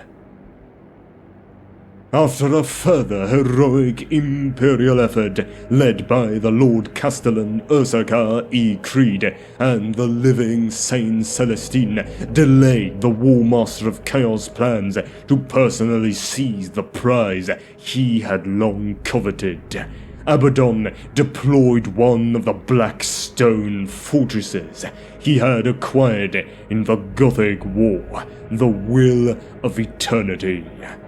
Destroyed by the Imperial Fist's mobile star fortress Phalanx before its warp cannon could be used to eliminate all life on Cadia, the despoiler turned even the fortress's floating corpse into a weapon. Its massive remains were flung from orbit onto the surface of Cadia as an artificial meteor, its kinetic impact killing most of its remaining defenders and at last allowing the Eye of Terror to swallow the world whole. The geothermal stress caused by the fortress's impact ultimately caused Cadia to rip itself apart. With it and its war-propulsing black stone pylons destroyed, the Eye of Terror began to expand across the galaxy in what the Chaos forces called the Crimson Path, even as Abaddon at last realized his dream of seizing the Cadian Gate for the forces of Chaos. With the first goal of the 13th Black Crusade achieved, he next turned to launching an assault upon Terra itself. However, the inherent fractious nature of his forces, combined with the unexpected continued resistance of Imperial forces remaining in the Cadian Gate region, slowed the Chaos advance as the heretics began to consolidate their gains. A new Chaos Empire soon grew up around the shattered remains of Cadia itself. Finally, even as multiple calamities loomed over the Imperium, on Terra, the Adeptus Mechanicus secretly reported to the High Lords of Terra in 986-999 that the mechanisms of the Golden Throne were failing, and they no longer possessed the knowledge required to repair that ancient piece of technology. Unless something could be done, the God Emperor would die, and then humanity would face the drawing darkness alone. In the meantime, during the 13th Black Crusade, the Tau used the redeployment of Imperial forces to the Segmentum Obscurus to initiate the Third Sphere expansion of their empire in the eastern fringe of the galaxy, unleashing what became known among Imperial historians as the Zeist Campaign, the Prefecture Campaign, and the Second Agrellan Campaign. The war led to massive casualties amongst the Imperial and Xenos forces before the Tau Empire's expansion briefly came to an end following the Exterminatus unleashed upon their sept of Mugulath Bay following the Second Agrellan Campaign. Guilliman awakens in circa 999 M41. Strange events. The appearance of the ancient Archmagos Dominus Belisarius Call and a cryptic alliance with a mysterious Eldari faction known as the Yannari conspired to awaken the Ultramarines Primarch Robert Guillermin from his millennia-long slumber in a stasis chamber in the northern polar regions of Makridge during the Ultramar campaign of the 13th Black Crusade. The Primarch was immediately embroiled in battle upon awakening after a chaos assault was unleashed by the Black Legion upon the shrine of Guillermin in the Temple of Correction, where he had long slumbered as Abaddon sought to prevent his return. Once Ultramar was saved from the assaults of chaos through the actions of the resurrected Primarch, his Ultramarines and their successor chapters, Guillermin embarked on the Terran Crusade to meet with his father, the Emperor, for the first time in 10,000 standard years.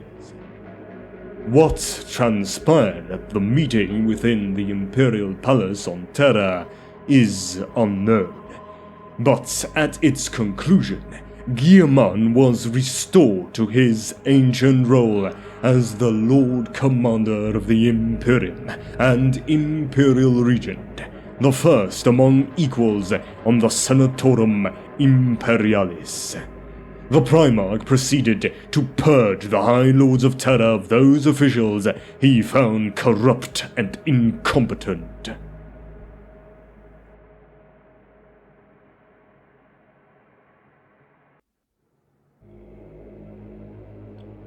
Welcome. Now, we enter the final chapter of our known history, the era Indomitus, from circa 999 M41 till today. In the wake of the fall of Cadia in the 13th Black Crusade, reality tears itself apart from the Hadex anomaly at the core of the Jericho Reach in the eastern fringe, to the further star system of the Segmentum Obscurus in the galactic west. From that hole in space-time are unleashed warp storms of a size and scope not seen since the Age of Strife, cutting off the galactic north entirely from Terra. The initial period, known as the Noctis Eterna, or the Blackness, is terrible indeed. For a time, all warp travel was impossible, and the far-spread planets of the Imperium were isolated, with no travel or astropathic communication possible between them. Worlds in their hundreds fell before the ensuing chaos onslaught. The pulsing Great Rift, or Cicatrice Maledictum, spread like an impenetrable curtain, robbing entire systems of the holy light of Terra. The birth of the Great Rift marks the start of what will be called by Imperial savants the era Indomitus. The Imperium of Man was cut in twain by the coming of the Great Rift, divided into the portion known as the Imperium Sanctus, where the Astronomicon can still be detected by psychers and navigators, and the Imperium Nihilus, on the far side of the rift from Terra, where the Emperor's light no longer shines. The Psychic Awakening. The Psychic Awakening, also sometimes referred to as the Age of Witches, is the term given to a phenomenon of the era Indomitus that dramatically increased the number of new psychers and greatly enhanced existing psychic abilities across the Milky Way galaxy in the wake of the birth of the Great Rift. While the massive increase in the flow of warp energy into the local real space of the galaxy through Cicatrix Maledictum dramatically enhanced the power and duration of demonic incursions, particularly on worlds close to the rift. It also intensified the psychic abilities of the craft world Eldari and the miraculous psychic phenomenon that had once rarely accompanied the worship of the Emperor as the god of humanity. The psychic awakening thus proved both a boon and a hindrance to the attempts of the forces of chaos to overwhelm real space in the wake of the victory earned in the 13th Black Crusade. For every world that fell to the dominion of the Dark Gods, there were also increasing reports of miracles in which even individuals who had never manifested the abilities of a psyker were saved by the spontaneous eruption of supernatural abilities. This was particularly true for those servants of the god Emperor like the Sisters of Basel of the Adepta Sororitas, whose unshakable faith in their deity now seemed capable of manifesting into potent mystical protections or miraculous defenses against the machinations of chaos and Xenos forces. This phenomenon affected every faction in the galaxy, hindering or advancing the next steps in their various agendas. The Battle of Lion's Gate. As the first warp storms broke over Holy Terra following the birth of the Great Rift and the onset of the Noctis Eterna, its pollution-filled skies turned a roiling crimson. Khorne, heedless of the plans of his brother Chaos Gods and hungry to prove his superiority as the power of Chaos waxed anew, sent forth 88 cohorts of his demon blood legions to assault the Imperial Palace. The Blood God wanted the glory of tearing down the Golden Throne for himself, and so the skies of Terra congealed into blood clouds that deployed the Red Host directly before the Lion's Gate of the Imperial Palace. The gun batteries of the palace are second to none, yet they alone could not halt this red tide. Led by the resurrected Primarch Robert Guilliman, the newly reappointed Lord Commander of the Imperium, the Primaris Space Marines, Adeptus Custodes, and Sisters of Silence fought side by side to stem the demonic tide. Although the rash Chaos Assault was turned back and broken long before it could reach the Eternity Gate to the Inner Palace, the High Lords of Terra were shaken at the boldness of the foe.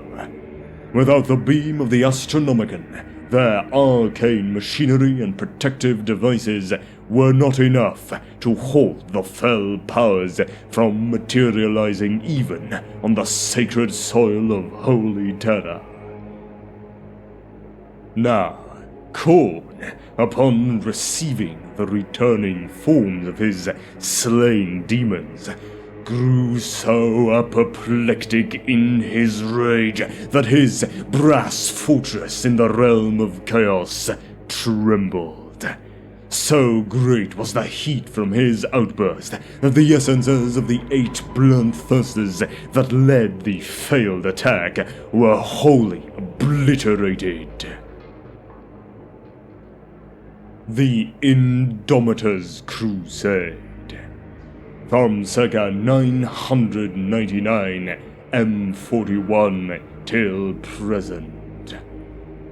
After his defense of Holy Terra at the Battle of Lion's Gate, Robert Guillermin gathered a vast new Imperial armada that he named the Indomitus Crusade, the largest concentration of Imperial military forces seen since the original Great Crusade over 10,000 standard years before.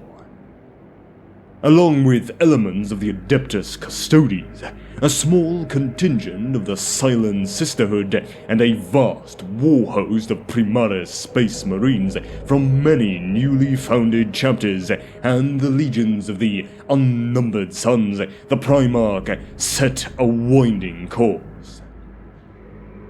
Strike forces from over a dozen pre-existing chapters of Space Marines led by the Imperial Fists joined the fleet.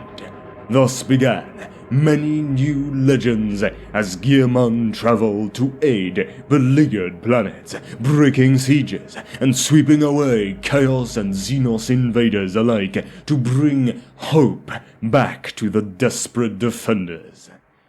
It was not long before word began to spread, as all those planets that could still receive astropathic messages hailed the return of a hero out of myth. Once more, one of the demigods of the past fought for the Imperium of Man. The Indomitus Crusade would reach the end of its first major phase over a solar decade into what some variants of the Imperial calendar considered the 42nd millennium at the Battle of Raukos. Afterwards, Guillermin would turn his attention to helping his realm of Ultramar defeat the forces of the Death Guard Traitor Legion and the Servants of Nurgle in the Plague Wars. The devastation of Baal, from circa 999 M41 till an unknown date in M42.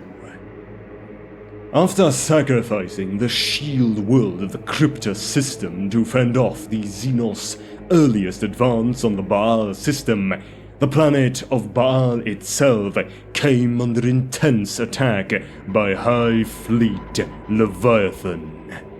The Tyranid High Fleet was of such mass, even after its considerable losses, that it blotted the stars from the skies. Lord Commander Dante bolstered the formidable defenses of the Blood Angels chapter homeworld and its moons like never before. Not one to await attack, he also sent forth scores of preemptive strike forces to delay, mislead, and whittle down the living armada. Hundreds of splinter fleets were thus defeated. Dante's call beseeching the Blood Angel's successors among the Sanguinary Brotherhood to send immediate aid to their parent chapter did not go unheeded. The Flesh Terrors were the first to arrive, and ultimately all the successor chapters save the Lamenters answered the call. Even the Knights of Blood, who had been declared excommunicate traitoris by the High Lords of Terra, arrived to bolster the defenses. And yet, it was still not enough. Learning at an exponential rate, High Fleet Leviathan could not be thwarted by the same strategy twice. Advancing steadily, their superior numbers cleared the entire surrounding sector of life before the Xenos made planetfall upon Baal and her twin moons. The first 19 waves, each larger than the last, were driven off at great loss to the Blood Angels and their successor allies. 5 chapter masters fell in that bitter fighting, 3 in the Battle of the Dome of Angels alone. the Tyranids began the process of absorbing all biomass from Baal and its moons, absorbing even the radiation-poisoned deserts of Baal Secundus. With their defenses in ruin and its moons stripped and broken, the remaining Space Marines retreated back to the rubble of the Blood Angels' sprawling fortress monastery. There, they prepared for a last stand as the next wave swept downwards. Doom, it seemed, had at last come to the sons of Sanguinius. It was then that the Great Rift cracked open the galaxy in the wake of the fall of Cadia to the 13th Black Crusade, and the withered Baal system was blasted by the etheric storm. Although no further attack waves came from the Leviathan High Fleet, not a single Imperial defender remained alive upon the last moon, Baal Prime. On Baal itself, there were already enough Tyranids to destroy the Imperial troops many times over. Even with no chance of victory, Commander Dante led his troops, each fighting retreat seemingly more hopeless than the last. The Empyrean energy spilling from the Great Rift caused time itself to pass strangely on Baal. The combatants may have faced each other for mere solar days, while Terran years may have passed in the rest of the galaxy. As the final parameter was broken, the stars reappeared. Looking skywards, the Tyranids on the surface of the planet sought contact with their high fleet, but it was gone, replaced by a newly arrived Imperial fleet. Like an angel of vengeance came Robert Guillermin and his Indomitus crusade. After many more battles, Baal was finally cleared of the Xenos threat. A great rebuilding of both world and chapter was undertaken, for the Blood Angels and their successors were sorely needed elsewhere in the beleaguered Imperium. Guillermin brought with him Primaris Marine reinforcements to replenish the ranks of the Blood Angels and the Sanguinary Brotherhood. Guillermin named Dante as the regent of the Imperium Nihilus and charged him with doing what he could to reclaim that half of the Imperium for the Emperor. Now, what became of the Leviathan is a mystery, although a clue was found upon the now barren moon of Baal Prime. Xenos skulls were piled impossibly high in the much-reviled 8-pillared symbol of one of the Blood Angels' most terrible and ancient nemesis, the bloodthirster Karbandar and his army of cornered demons. The War of Beasts. From 1M42 till 25M42. The strategically located hive world of Vigilus linked the Imperium Nihilus with the Imperium Sanctus through the Nachmund Gauntlet, one of the only known stable passes through the Great Rift. Realizing the importance of this planet to the survival of the Imperium, it was assaulted by multiple Xenos and Chaos forces, including the Black Legion under the command of Abaddon, the Despoiler. The conflict became known as the War of Beasts. Though the Despoilers' invasion was ultimately defeated by warriors drawn from multiple Space Marine chapters under the command of the Ultramarines chapter master Manius Kalgar, Vigilus remained a world largely under siege from Orc, Drukhari, and Genestealer cult factions. The Taladus War. From an unknown date in M42. The Taladus War was a war of faith fought in the era Indomitus between the forces of chaos and the Imperium of Man to defend the shrine world of Benediction in the Taladus system of the Veritas sub-sector. Though Benediction was the Chaos Force's primary target, all the inhabitant worlds of the system faced a large-scale assault led by the Dark Apostle Corferon of the Word-Bearers Traitor Legion. The Word-Bearers, as always, sought to convert the bulk of humanity to the service and worship of the Chaos Gods. They took great pleasure in furthering this agenda by attacking a world and system that was of such importance to the imperial state religion they deemed a fraud.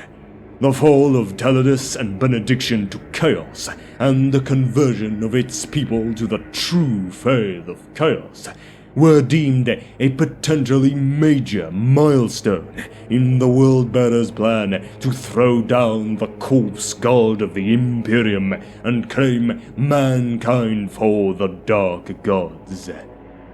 The war proceeded on 3 fronts: on Benediction, on the Astra Militarum fortress world of Gredask, and in the void surrounding the asteroid belt called the Tears of the Emperor at the very edge of the system.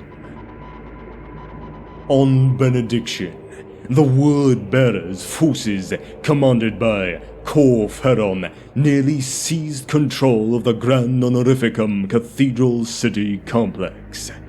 The Loyalists were saved by an unusual phenomenon that was part of the Psychic Awakening, when the faith of those gathered in the cathedral summoned forth from the warp the protective spirits of the sacred Imperial Dead. This supernatural force, later remembered as the Saints' War, surrounded the Grand Honorificum in a protective psychic shield and extinguished the grip on reality held by many of the demons making up Feron's attacking army. This miracle allowed a demi-company of Salamander's Astartes to cut the remaining forces of Chaos troops in two and establish a new defensive parameter for the cathedral complex. On Gredask, the intervention of a Black Templar's strike force destroyed the Solar Harvester mobile fortress factory that had left the Imperial defenders at a loss, though the suicidal counter-assault cost the life of the Astartes commander Castellan Dramos. In the void, within the Tears of the Emperor, a piratical Night Lord's fleet, commanded by the Chaos battleship Nightmare of Celix, sought to draw in Imperial military and commercial shipping translating into the system from the warp by using captured Imperial astropars to throw off their navigators' abilities. The Night Lords then took the spoils and reaped with great pleasure the terror of their victims. The arrival of Vanguard Marines from the White Scar's 10th Brotherhood turned the tables on the heretic Astartes pirates. Their hit-and-run strikes soon transformed into a vicious, void-based guerrilla war as each side tried to lure the other into ambushes.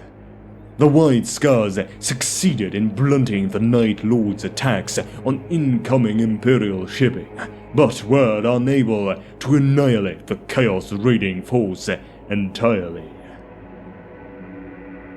Though the Imperium has so far managed to blunt the Chaos assault on the Taladus system on every front, the conflict is far from over. And now, onto the final chapter in the known galactic history, the Plague Wars, in circa 12M42. The Plague Wars were an attempt by the demon and heretic Astartes forces of the Chaos God Nurgle, including the demon Primarch Mortarion and his Death Guard Traitor Legion, to conquer the realm of Ultramar and add it to the Plague God's growing realm in real space. The Plague Wars began at some point after the birth of the Great Rift and the onset of the Noctis Eterna, and ended in circa 12M42, after the Primarch Robert Guillemot successfully ended the first phase of his Indomitus crusade and brought Imperial reinforcements to defend Ultramar. To the galactic north of Ultramar, the followers of the Chaos God Nurgle first established dominion in the Scourge Stars, soon after the success of the 13th Black Crusade in precipitating the fall of Cadia. From this hive of corruption, armies of Nurglite demons poured forth, accompanied by the traitorous Death Guard Legion, along with renegades and chaos cultists beyond count. 3 loathsome spearheads pushed into Ultramar, attacking along 100 fronts and bringing with them unnatural pestilence. The defenders of Ultramar, Astartes and mortals alike, fought bravely, but quickly lost ground. Ultramarine Primaris Space Marines of the Ultramar founding arrived not long after the successful completion of the resurrected Primarch Robert Guillemot's Terran Crusade from Terra aboard Fleet Avenger to reinforce their beleaguered firstborn brethren. But even these transhuman reinforcements could only slow the attackers' progress. By circa 12M42, the Imperial defenders all across the planet were depleted in dozens of ground campaigns, while a plague fleet systematically destroyed the realm's Ultramar defense fleet and star fortresses. Guillemot returned from the successful completion of the first phase of the Indomitus crusade to stabilize the Imperium Sanctus, and his deft and defensive maneuvers brought time to launch what became known as the Spear of Espandor counterattack. The combined plague armies were eventually fought to a standstill amongst the ruins of the world of Yax, before the Death Guard demon Primarch Mortarion escaped with his forces back to the Scourge Stars under cover of a virus bomb attack, both because of his brother's staunch defense and because Nurgle's realm in real space had come under assault by the forces of the Blood God Core. In a brief respite from the work of safeguarding the Emperor's realm after Mortarion's defeat, Guillemot ordered the rebuilding and decontamination of Ultramar, as well as the establishment of new procedures for creating further Primaris Ultramarines. It was not long before the demands of the Indomitus crusade called the Lord Commander of the Imperium away from Ultramar and back out into the Dark Galaxy. the Ultramarines began the work of preparing their vengeance against the servants of the Dark Gods. And with that ends the long and bloody history of the galaxy, at least the one that is known to us today.